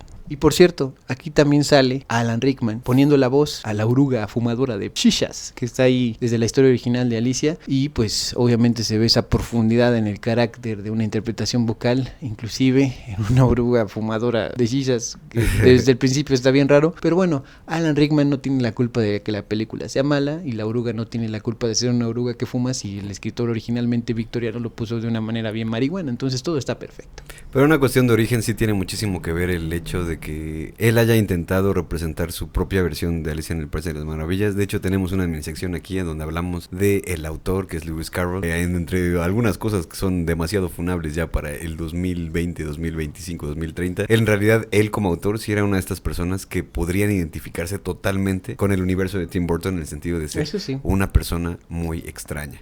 Una de las cosas que contamos ahí, que es algo que casi no se sabe de él, es que él era un excelente matemático también, ¿no? Y aparte que hacía también libros para niños educativos, y tiene muchísima carrera en el sentido educativo. Y entonces Alicia en el País de las Maravillas es una forma también, más allá de las cosas funables que ya ustedes entenderán de qué estamos hablando, en realidad también estaba dando una propuesta de cómo enseñar a los niños también estos mundos fantásticos, y de esta manera también Tim Burton lo toma en el sentido también un poco más sombrío, porque es verdad que Alicia en el País de las Maravillas es un gran cuento que a final de cuentas también se ve representado justamente por Disney en un sentido muy colorido, que también es muy psicodélico, lógico a veces, pero Tim Burton le da este giro que justamente tiene que ver muchísimo con su universo, que es aquí todos son raros, y eso es una de las cosas que simplemente yo destacaría de esta película, más allá de las cuestiones técnicas, que les guste o no la película en sí. Hay que tomar en cuenta que para poder entender a Tim Burton es muy fundamental el hecho de poner sobre la mesa que Tim Burton ocupa este tipo de historias para representar a las personas que son raras, que son parte de esta rareza, ¿no? De la naturaleza, ya ni siquiera humana, sino de la ficción incluso, ¿no? También. Probablemente lo que se sienta al ver a Alicia, si es que ustedes pueden darse la oportunidad de verla, es la idea de que no tiene tanto dinamismo a pesar de que están pasando muchísimos personajes extraordinarios. Eso es lo que como que descompensa cuando lo estás viendo, porque el diseño de producción, si ignoras el abuso del CGI, si no te importa, está excelente, se ve bastante bien en esa psicodelia, en esa inmersión en un mundo de maravilla, pero aún así la narrativa como que no está suficientemente reforzada a ojos de lo que significa un cuento tan espectacular como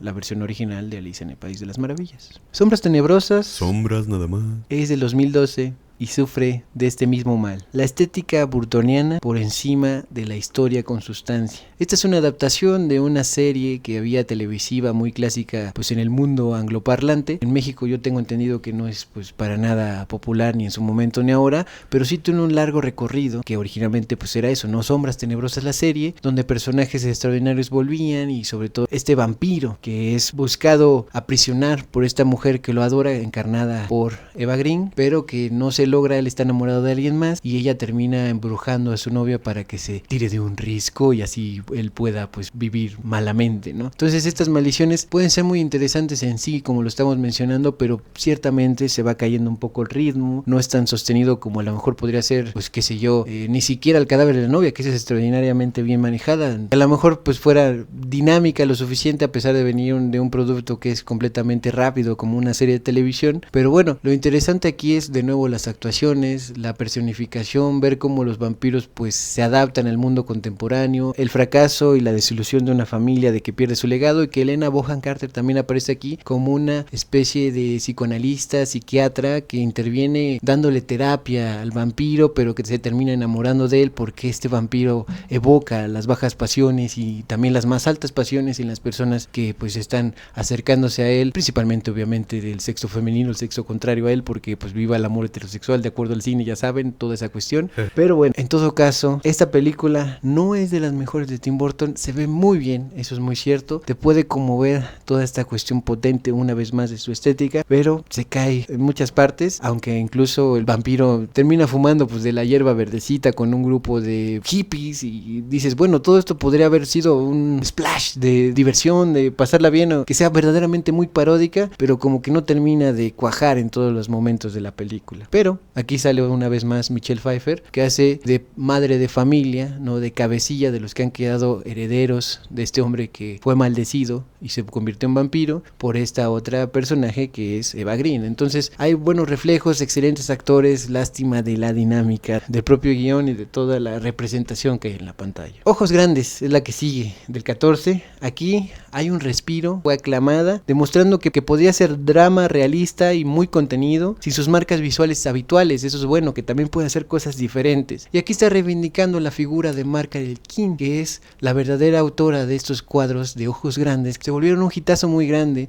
los años 60, 70, pero que en realidad quien estaba usurpando su nombre, su dedicación, su trabajo, era precisamente su esposo, que está aquí encarnado en la piel de Christoph Waltz, que también es un actorazo sin lugar a dudas. También aquí sale Kristen Ritter, que ustedes la conocerán mejor por su participación en Breaking Bad, El Camino, y también por supuesto en todo lo que tiene que ver con el universo de Better Call Saul. Entonces está aquí trabajando con una nueva generación para él de actores, pero también con Amy Adams, que hace a lo mejor no su mejor interpretación en toda su carrera, pero sí que se puede ver esa fragilidad que termina empoderándose al final de esta película, porque ella verdaderamente es la artista, te guste o no sus Ojos Grandes. Ella sufre, ella tiene venganzas internas consigo misma, resentimientos con su esposo, dejadez con su propia hija, pero al final de la película, como ustedes pueden profundizarlo más en la minisección que le dedicamos ya en el canal, a la verdadera artista, exactamente, a Margaret King, es que ella reivindica completamente su legado diciendo: yo hice los Ojos Grandes, que se vaya a la chingada mi esposo, pinche ladrón, embaucador, fraudulento, hijo de puta. Sí, que es algo que nos compete mucho aquí en Radio Locura, porque justamente por eso forma parte de las minisecciones, el hecho de que haya artistas mujeres que son totalmente eclipsadas por la figura de ya sea su esposo en el peor de los casos, pero también muchas veces simplemente es cualquier pinche advenedizo que se quiere colgar de pues de la fama o del talento de las mujeres. Aquí se ve brutalmente representado porque el caso es que su esposo es quien está robando todo este talento que ella tiene, porque pues es como de tú hazme los cuadros y yo los firmo y la gente ya piensa que es mío y van a decir wow, ¿no? Como yo soy el gran artista. Él es el gran artista de estos niños con estos ojos grandes que obviamente tienen muchísimo que ver con el título, pero son ese tipo de cosas que a nosotros nos gusta recuperar porque a final de cuentas tenemos que decirlo de esa manera, la liberación de las mujeres en un sentido histórico y todo es parte también de toda esta revolución que se intenta hacer de alguna manera. Si te quieres considerar como alguien izquierdista o simplemente revolucionario, todas las revoluciones pues son parte de una misma cosa. En ese sentido, esta es una gran puesta en escena que pone Tim Burton acerca de estas historias de mujeres que han sido eclipsadas pues a través de toda la historia. Aunque falta su sello característico, retorcido y completamente oscuro, está honrando bastante bien la figura y la propia cuestión de la expresión artística de Margaret King. Está muy bien retratado, está muy bien marcado en cómo puedes ver los cuadros en la pantalla, cómo se están tratando, cómo es la cuestión de su juicio de frente a su ex esposo. Todas estas cuestiones están muy bien empaquetadas de apreciar esa otra estética que es la del artista que está contando su historia, pero mucha gente pues termina diciendo y como que se desaprovechó Christoph Waltz, que no fue tan potente, algo así, pero pues también la vida real pues el personaje pues era medio desalmado, no tenía tanto carisma, aunque sí al mismo tiempo haciendo fraude. En fin, vean esta película si les gusta por un lado la carrera de Amy Adams, de Christopher Waltz, viendo una participación más, pero también véanla con ojos grandes y sobre todo con ojos apasionados de lo que significa tomar las riendas de tu propio arte, de tu propia vida, aunque no te guste del todo la estética faltante del clásico Tim Burton. Miss Peregrine y los niños peculiares es del 2016, y fue un regreso a la fórmula clara de los inadaptados con poderes, pero con resultados más o menos desiguales. En otras palabras, está muy bien cómo se ve la poesía de esos poderes en la pantalla, pero muchos piensan que solamente es la combinación entre X-Men y Narnia, por eso de tener otro mundo posible donde el tiempo se detiene y demás, donde están estos niños que son extraordinarios, que tienen poderes, por eso es como X-Men, que es una casa, escuela, donde se protegen a estas personas inadaptadas completamente pues con habilidades especiales, pero que insisto, cuando ustedes ven la película, Eva Green sale, ella es Miss Peregrine, tiene transformaciones en una especie de ave que cuida a todos estos niños y que también está programando siempre un bucle de tiempo donde los niños son resguardados en una fecha donde nadie más los podrá encontrar, que eso también comparte con la película de Hombres de Negro 3, por ejemplo, ¿no? De la cuestión del tiempo y demás, si no recuerdo mal, de bucles donde puedes alojarte como un refugio retorcido de Tim Burton también. Y por otro lado, pues los poderes dan esta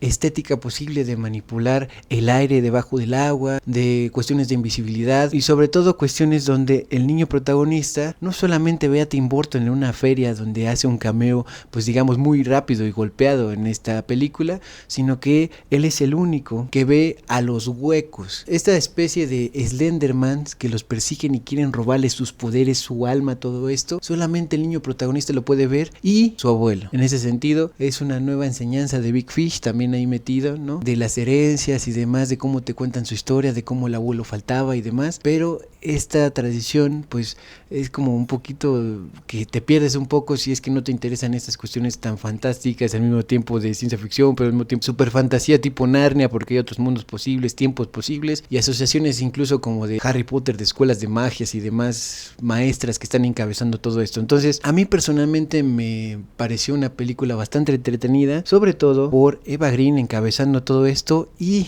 también por Samuel L. Jackson, que es el villano de la película, que tiene un carisma. Donde quiera que lo veas vas a decir, sí, a huevo, voy a seguir viendo esta pinche película, me vale madre. El regreso a los orígenes y a los fantasmas es con Frankenweenie, no la del 84, lógicamente, sino la de 2012. El remake en stop motion de su corto original. Fue visto como un regreso necesario a esa artesanía y al corazón auténtico de Tim Burton. Aquí tenemos la participación de este Víctor que está haciendo Frankenstein, pero no solamente de pues revivir un humano y demás, sino su perrito. Y ahí la lección está que no solamente está recreando su vida, sino que tiene compañeros de escuela que imitan su experimento, pero que les va a salir mal, porque la lección que le da a su profesor, que tiene un profesor en la escuela que les presenta todo esto de la electricidad y de los impulsos eléctricos, es esto solamente es posible, te ha salido a ti, porque él le cree, él lo acompaña en este descubrimiento, más bien en esta confesión de, pero yo hice lo que me dijo, todos los demás lo hicieron y solamente a mí me salió bien el experimento de volver a la vida a alguien o a algo en ese sentido. Mi perrito.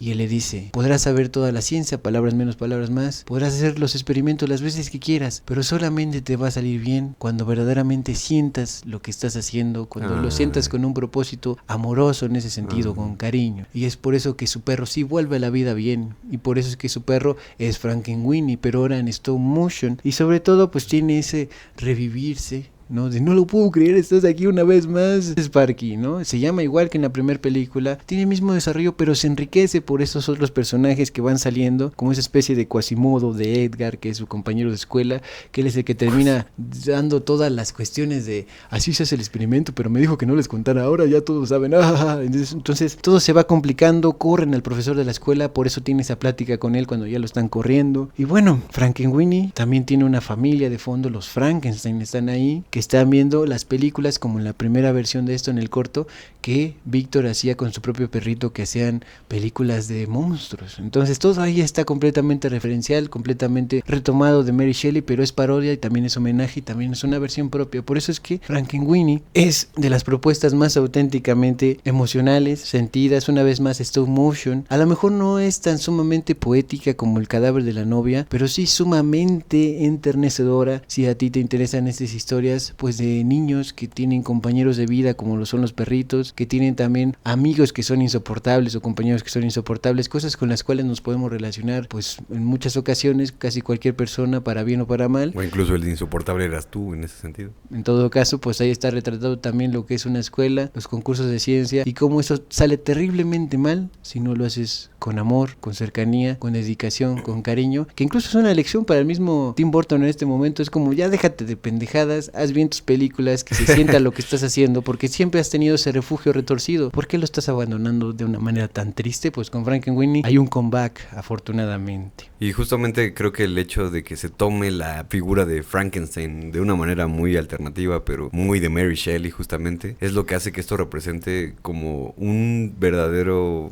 cineasta que también está casado con este sentimiento gótico. En recientes tiempos de cuando estamos grabando este video, no tiene muchísimo que acaba de salir la película de Frankenstein de Guillermo del Toro, de quien por cierto ya pueden ver su episodio completo hasta justo antes de Frankenstein, pero yo lo que noto aquí mucho es, este es un clásico, ¿no? Frankenstein es un clásico total, ¿no? Mary Shelley es no nada más una de las grandes literatas de toda la historia, sino que también literalmente reinventó todo un género, o lo inventó, lo puso para que nosotros pudiéramos imaginar nuevas cosas, y el hecho de que Tim Burton lo haya tomado de esta manera, que ya le da este giro un poco más infantil, no en un sentido solamente pueril y como... Hacerlo lo menos, no. Exacto, lo está haciendo como de una forma enternecedora, justo como tú lo dices, ¿no? Eso para mí es una cuestión que habla muchísimo del estilo de Tim Burton, porque sí es bien cierto que es demasiado lúgubre a veces, en el sentido también de sus dibujos. Recordemos que él como cineasta empezó como un dibujante, ¿no? Y es un dibujante que termina siendo un cineasta. Él empieza a hacer esto casi por trabajos de la escuela, ¿no? Como que hacer algunos cortometrajes y todo eso. Esta es una de sus ideas totalmente fundamentales, originales, que no son precisamente originales por ser nada más como de, voy a hacer que un perrito regrese a la vida, sino que se está totalmente basando en la historia de Mary Shelley. Y aquí es algo que yo creo que lo conecta totalmente con este sentimiento que es gótico, ¿no? Que es muchas de las personas que son seguidoras de Tim Burton están totalmente enamoradas de ser todo muy oscuro, muy lúgubre, pero eso también está muy bien condensado del otro lado, en el sentido de lo tierno, en el sentido de las cosas que realmente valen la pena para vivir. Siempre le está poniendo de manifiesto las cosas que son importantes en un sentido de la humanidad, y eso para mí es muy muy importante rescatarlo, sobre todo ya en este tipo de películas donde él ya está representando no nada más todas estas historias, sino también parte de ese reflejo que viene desde los inicios de su propia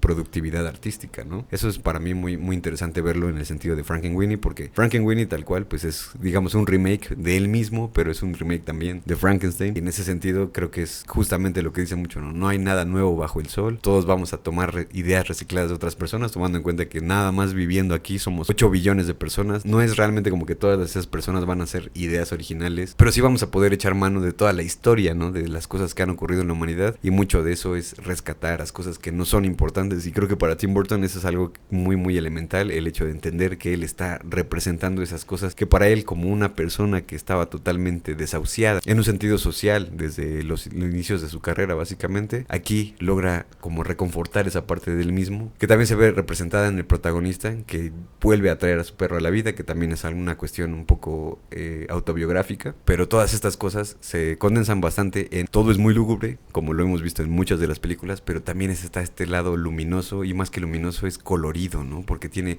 muchísimos matices, tiene cuestiones humanas totalmente, pero también todo eso se ve jugado en la cuestión de la ficción, en la que él está siempre proponiendo, hay cosas lúgubres que incluso llegan a ser mucho más humanas que el simple hecho de pensar las cosas como normalmente las pensamos, ¿no?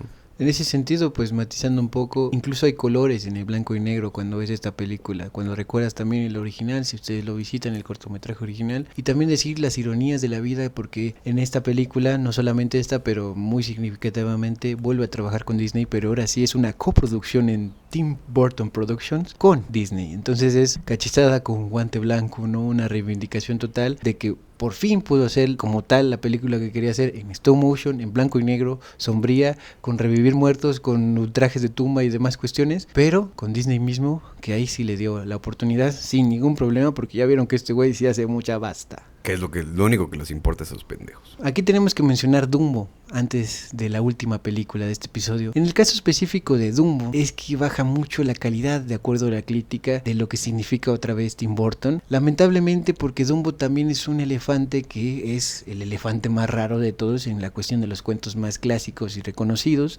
sobre todo porque es retomado por Disney en la versión original. Entonces, yo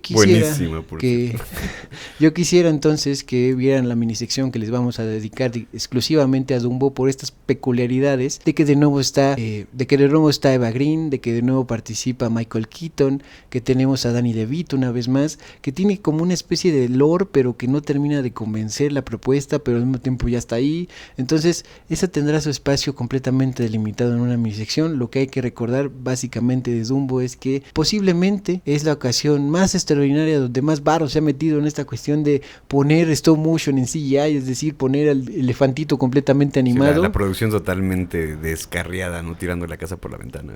Y que también se ve muy bien como la cuestión circense en toda esta película, pero que tiene sus bemoles que profundizaremos directamente en su propio video. Y también notar que Dumbo aquí es caucásico, tiene ojos azules, el hijo de su chingada madre.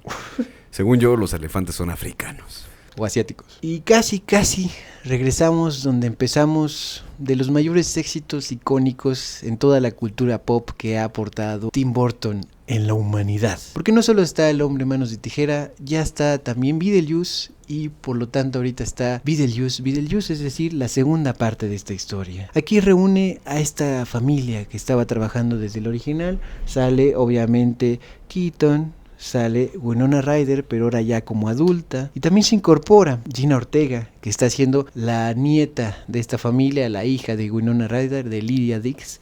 Y bueno, esta nueva chica rara también está aquí por toda la participación que Tim Burton ha tenido para que exista la serie de Miercolina, es decir, miércoles, es decir, Merlina, donde él dirige pues básicamente toda la producción, porque él coordina Merlina. En general ha dirigido varios episodios, pero es el productor muy fuertemente de esta recreación de la familia de los locos Adams, pero hoy está Gina Ortega que la toma para la cuestión de Beetlejuice, porque básicamente pues es la nueva Winona Ryder, la chica rara pero que ve cosas extraordinarias, pero que al mismo tiempo pues dices, ahora qué onda, ¿no?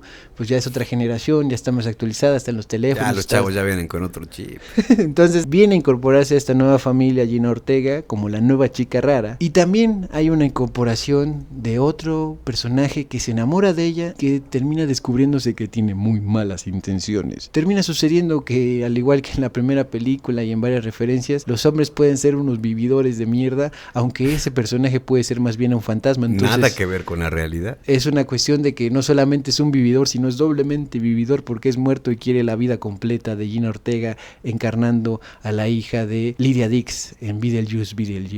Y también aparece William Dafoe, actuando a un actor que muere en sus películas películas de acción y se queda siempre con la frase de pero tienes que mantenerlo real. Y entonces en el más allá él actúa, pero termina siendo, porque si actúas algo lo suficiente ya te vuelves eso en la realidad, un detective que está encargado de descubrir todos los misterios de esta nueva versión de la película. No sale tanto en escena, pero siempre que sale William Dafoe pues siempre es qué rico. Que pueden ver un poco más de él en La Última Tentación de Cristo, una de las películas de las cuales hablamos en el episodio de Martin Scorsese, ya disponible en el canal. Pero hubo una ausencia cargada de significado, medio lo adelanté en Beetlejuice 1. Jeffrey Jones no fue invitado, porque su estatus legal hizo que su participación fuera obviamente imposible, porque eso de estarse relacionando de manera indecorosa con los niños es una cosa asquerosa y completamente desdeñable, y es lo que él estuvo practicando, y que recordemos que ya está catalogado como un delincuente sexual en Estados Unidos y pues por extensión a todo el mundo, ¿no?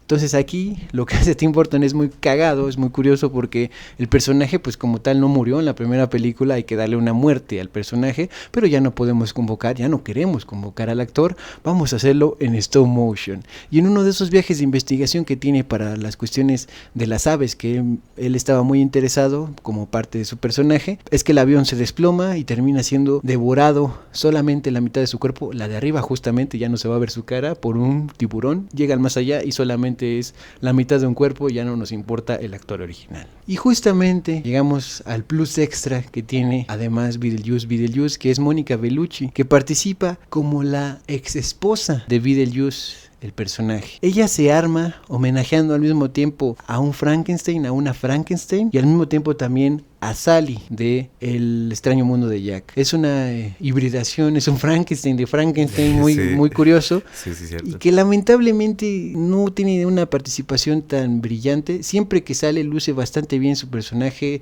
es intimidatorio, es una amenaza constante, pero lamentablemente se resuelve todo muy de golpe al final de, bueno, ya sí, salió un gusano y se la comió, punto. Ese tipo de cosas que dices, bueno, entonces ¿para qué nos preparamos tanto para su gran manifestación, buscando pues capturar de nuevo a su ex esposo, ¿no? Ella por otro lado, pues en esos momentos ya era pareja de Tim Burton, actualmente ya no son pareja, pero bueno, son esas cuestiones que se dan. Antes obviamente no lo hemos mencionado, pero ya no estaba con Helena Bonham Carter, aunque duraron bastante como pareja. Cuestiones de chismecito aquí de parejas que ya lo podremos tener para una minisección que son de las más vistas en el canal, curiosamente. Sí, les encanta el salseo romántico. Hablamos específicamente de la minisección, si no la han visto, véanla. De Ville Valo y Kat Von D. Tengo que destacar forzosamente una escena que es donde Beetlejuice cuenta cómo es que él se enamoró y se casó con su primera esposa, que en este caso es Dolores, ¿no? Dolores, que es Mónica Bellucci, como estamos viendo claramente, y todo eso lo cuenta Michael Keaton en italiano, porque ellos estaban en medio de la peste negra. Era un desenterrador, ¿no? Era un robador de cadáveres, de cuerpos, y ella lo encuentra, se enamoran, se casan, pero se da cuenta muy rápidamente que ella es parte de una secta que roba almas,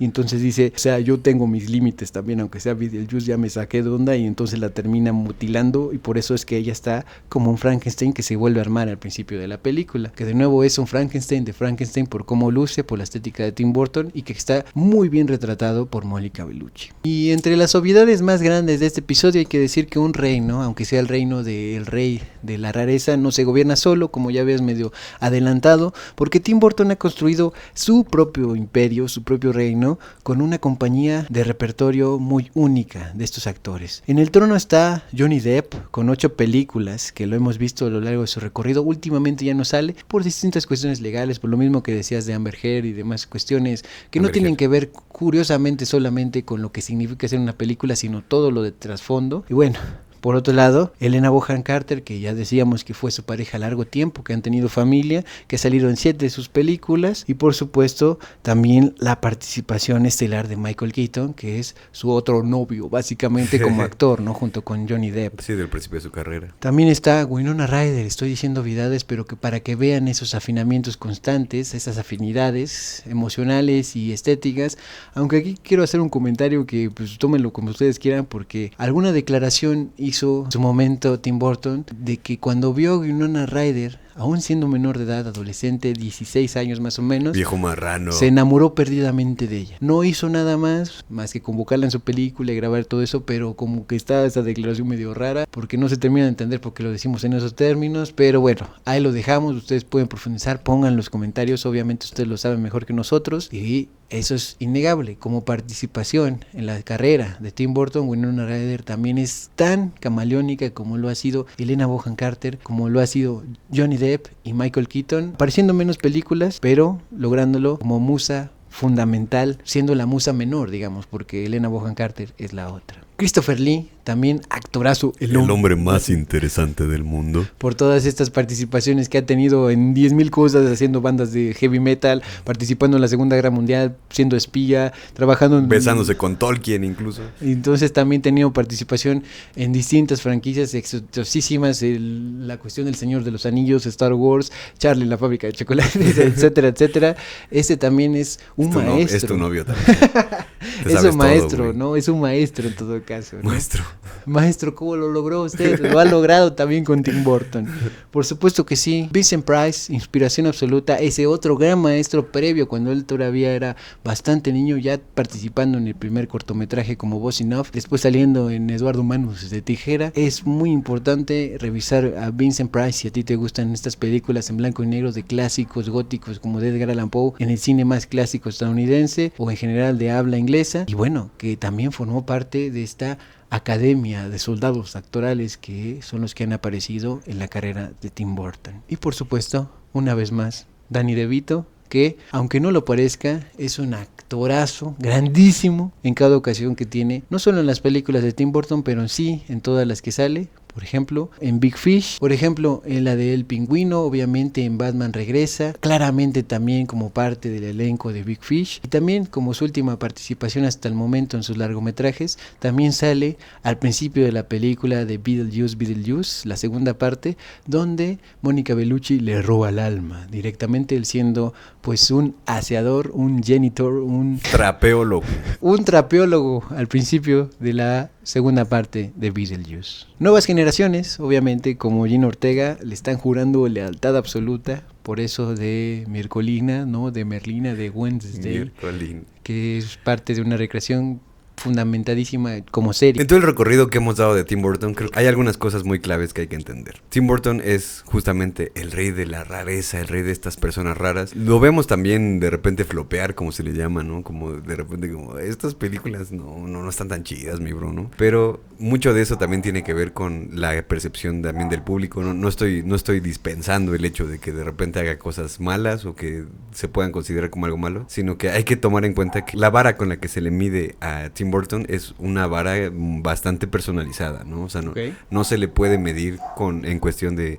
a lo mejor, por ejemplo, el Batman de Christopher Nolan o este tipo de cosas que, dicho sea de paso, pues él es el que realmente profundiza en esta psicología, ¿no? Del Batman, como lo habías dicho. Entonces él está proponiendo mucho, es uno de esos artistas que yo diría que es esta punta de flecha, una punta de lanza, que está intentando abrir nuevos caminos, en el sentido, por ejemplo, del CGI y todo este tipo de cosas. También no es que sea el primero en hacerlo, pero sí es uno de esos autores que intenta hacerlo de una manera ya mucho más profesionalizada, digamos, ya muchísimo más representada en la pantalla. Pero después de todas estas cosas, para mí de las cosas más importantes que hay que tomar en cuenta también como artistas, que es lo que nos está llamando muchísimo más acá en la comunidad de Radio Locura, es cómo un güey que tiene esta grandísima imaginación para representar estas ideas, como estos primeros bocetos de Eduardo Manos de Tijera, como todos sus personajes que van desfilando a través de toda su filmografía, terminan siendo también de una manera muy muy personal un reflejo de lo que él también es en la vida real, ¿no? Eso es algo que hay que entender muchísimo de Tim Burton.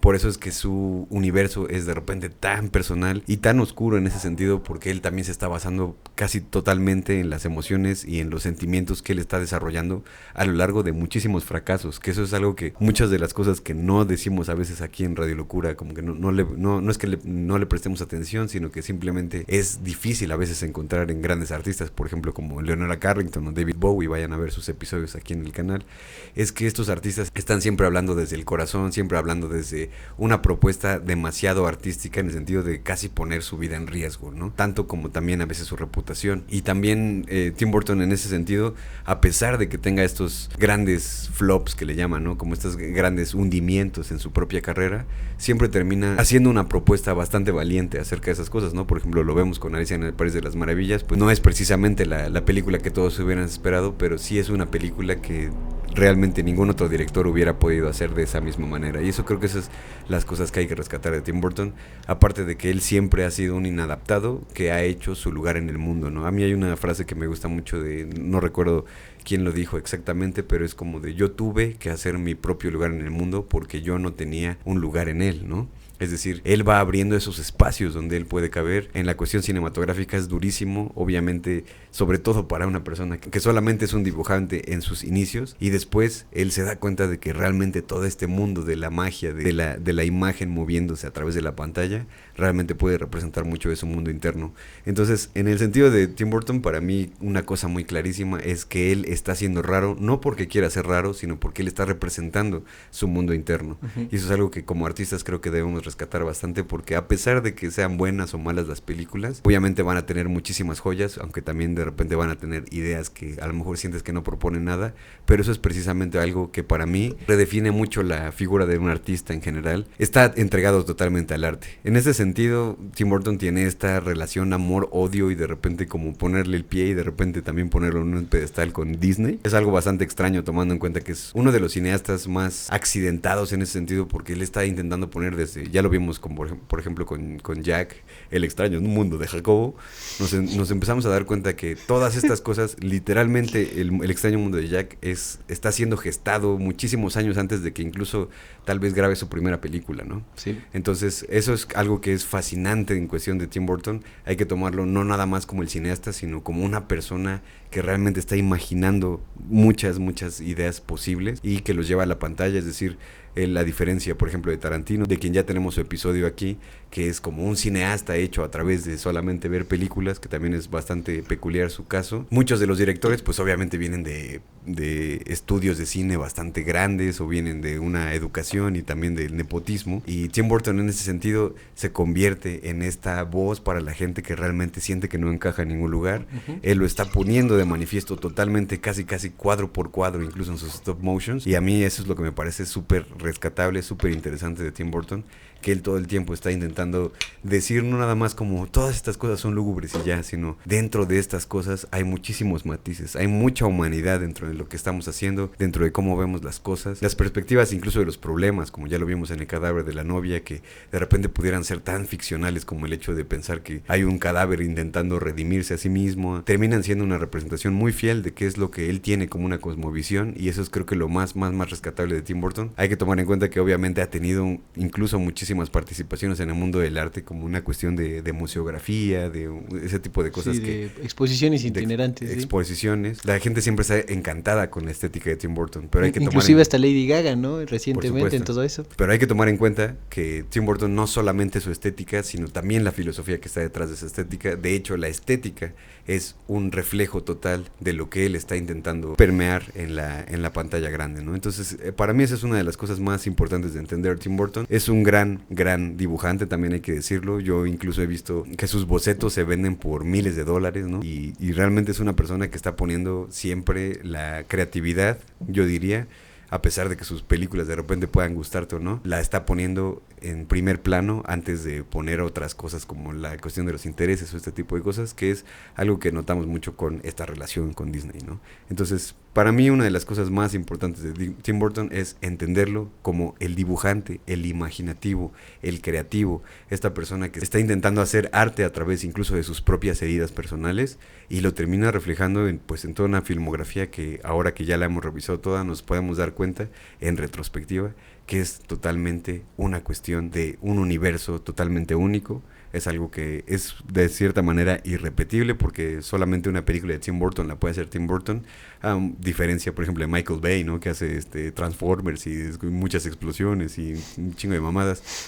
No nos vamos a meter en cuestiones de comparar directores, sino que hay que reconocer simplemente que el universo de Tim Burton a pesar de ser todo muy lúgubre y todo como muy apegado a lo gótico, también tiene estas joyitas, ¿no? Que serían como The Big Fish o incluso Miss Peregrine, que terminan siendo también una gran declaración de lo que es lo humano dentro de estas cosas oscuras cuando lo ves en comparación de toda su filmografía. El legado de Tim Burton puede verse como un reinado en decadencia o un rey incomprendido una vez más, porque es un espejo roto. Cada fragmento refleja una parte de su genio, una obsesión, un triunfo o una herida. Tras Big Fish entró en un ciclo de encargos y autorrepetición que alimenta este debate sobre su decadencia. Pero incluso en sus películas más criticadas hay momentos de pura magia burtoniana. Las danzas de los esqueletos, la rabia cantada de Sweeney Todd, la ternura de un perro resucitado. En este sentido, ya lo verán directamente en su minisección, pero donde se rompe todo lazo una vez más con Disney es en Dumbo, que ya estarán viendo en su video, por supuesto. Así que podemos preguntarnos, ¿decadencia de Tim Burton? Quizás. ¿Pérdida de relevancia? Pues el éxito de Beetlejuice, es decir, la segunda parte, dice que no. Y en eso hay que decir que se tiene entendido, aunque quién sabe cuándo pase, que habrá una tercera parte, de acuerdo al final de la segunda, y también de acuerdo a que desde el simple título así es el hechizo. Primero se dice una vez Beetlejuice en la primera parte, luego se tiene que decir Beetlejuice porque es la segunda parte, y Beetlejuice 3 veces sería el cierre de esta trilogía, porque así se convoca a este personaje. Su reinado entonces nunca estuvo en las taquillas o los rankings, sino en haber creado un lenguaje visual y emocionalmente único al mismo tiempo, un refugio retorcido de la oscuridad estética, donde generaciones de inadaptados se han reconocido y han encontrado consuelo, tanto emos como góticos, como cualquier persona en general. De hecho, y eso es lo más fascinante, nos enseñó que la melancolía puede bailar, que los monstruos son los que mejor aman y que en un mundo de normales, la mayor aventura es atreverse a reinar siendo inapelablemente y orgullosamente raro hasta los huesos. Por eso, aunque su corona en estos momentos, que muchos pensarían que es una corona de calabaza, puede tener algunas joyas que ya no brillan tanto, que están desconsoladamente sin ángel, Tim Burton parece ser, todo indica, que es el único e indiscutible rey de la rareza en el cine en este aspecto, como refugio retorcido de la oscuridad, y eso es algo innegable. Y de nuevo, muchísimas gracias a todas las personas que se han quedado hasta este punto de la emisión de Radio Locura, de este episodio súper especial de Tim Burton. Les pedimos, como siempre, que dejen sus comentarios acerca de todas las cosas que hemos dicho. Nos digan también las películas que más los han marcado de Tim Burton, o incluso también dejen aquí su lista de películas que tal vez no han visto, nada más para que la tengan ahí bien presente y digan, bueno, a mí todavía me falta ver Big Fish, me falta ver Miss Peregrine, y después regresen y digan, no, la neta sí tienes razón, está bien culera, ¿no? Pero para las personas que sientan que no tienen nada que aportar en ese sentido, realmente aquí es toda una comunidad en la que queremos escuchar realmente su voz. Y si no tienen otra cosa que decir, pueden poner en los comentarios simplemente la frase: en el reino de los muertos, el raro es rey, para que sepamos que ustedes se quedaron hasta este punto. Es algo que nos hace muy felices. Realmente también nos gusta muchísimo recibir sus comentarios a través de mensajes directos en Radio Locura o por nuestras propias redes sociales, donde ustedes nos están comentando constantemente las cosas que les han gustado de los capítulos y de alguna manera como también estos artistas que les estamos presentando les han cambiado la vida de alguna manera. Recuerden que, como siempre, en Radio Locura el domingo a las 9 p.m. tenemos estos episodios especiales. El anterior fue sobre Tool, una banda que está siendo tachada siempre, casi siempre, de ser una banda muy mamadora, muy matemática, muy de no entiendo nada, ya me dieron hueva, ojalá fueran los Deftones esta mamada. Pero en realidad estamos ahí profundizando mucho en ese episodio acerca de todo el lore, de todas las cosas que están teniendo estos 4 integrantes de este gran organismo que es Tool, para llevarnos a pensar sobre todo también en la futilidad de nuestra propia existencia, en la belleza también de los patrones que hay en la naturaleza. Realmente Tool es una de esas bandas imperdibles, al menos de experimentar antes de irse a la tumba. Entonces les dejamos esta atenta invitación de que vayan a ver este grandísimo episodio que tenemos en Radio Locura.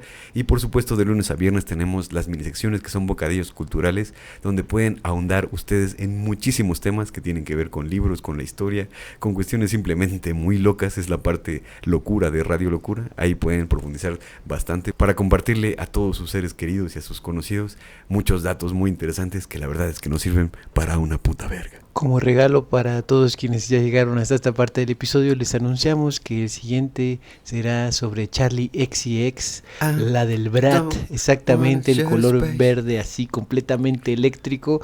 Una maravilla que está haciendo una polímata contemporánea que ya ustedes verán cómo estamos abordando su obra en el siguiente episodio. Es una artistaza y no solamente se queda en el Brat, así que quédense la otra semana para investigar un poquito más a profundidad a Charli XCX. Muchísimas gracias a Fango Bazar, el patrocinador oficial de Radio Locura. Ellos se encargan de convertir nuestros episodios en playeras. Están viendo aquí en la pantalla buena parte del catálogo que ellos directamente tienen. Pueden encargar la que sea que ustedes gusten directamente en su Instagram. Está apareciendo en la pantalla sin ningún problema. También síganos a nosotros en Instagram, tienen acá toda la información, así como también pueden formar parte de la familia de Radio Locura en Patreon y aquí mismo en YouTube en la Tribu Locurológica. Como miembros del canal. Mi nombre es Javier, @ más o menos en todas las redes sociales. Tengo aquí en YouTube el canal hermano de este proyecto y se llama Más o menos Literatura, donde comparto cosas que a nadie le importan, pero a todo el mundo le sirven, es decir, reseñas literarias, comentarios críticos y culturales y demás cosas por el estilo.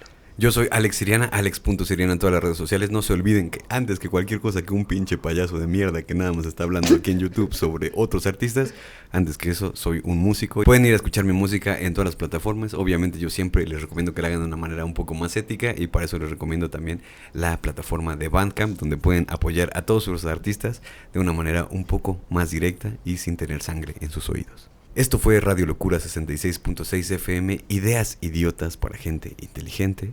Y Videlius. Adiós.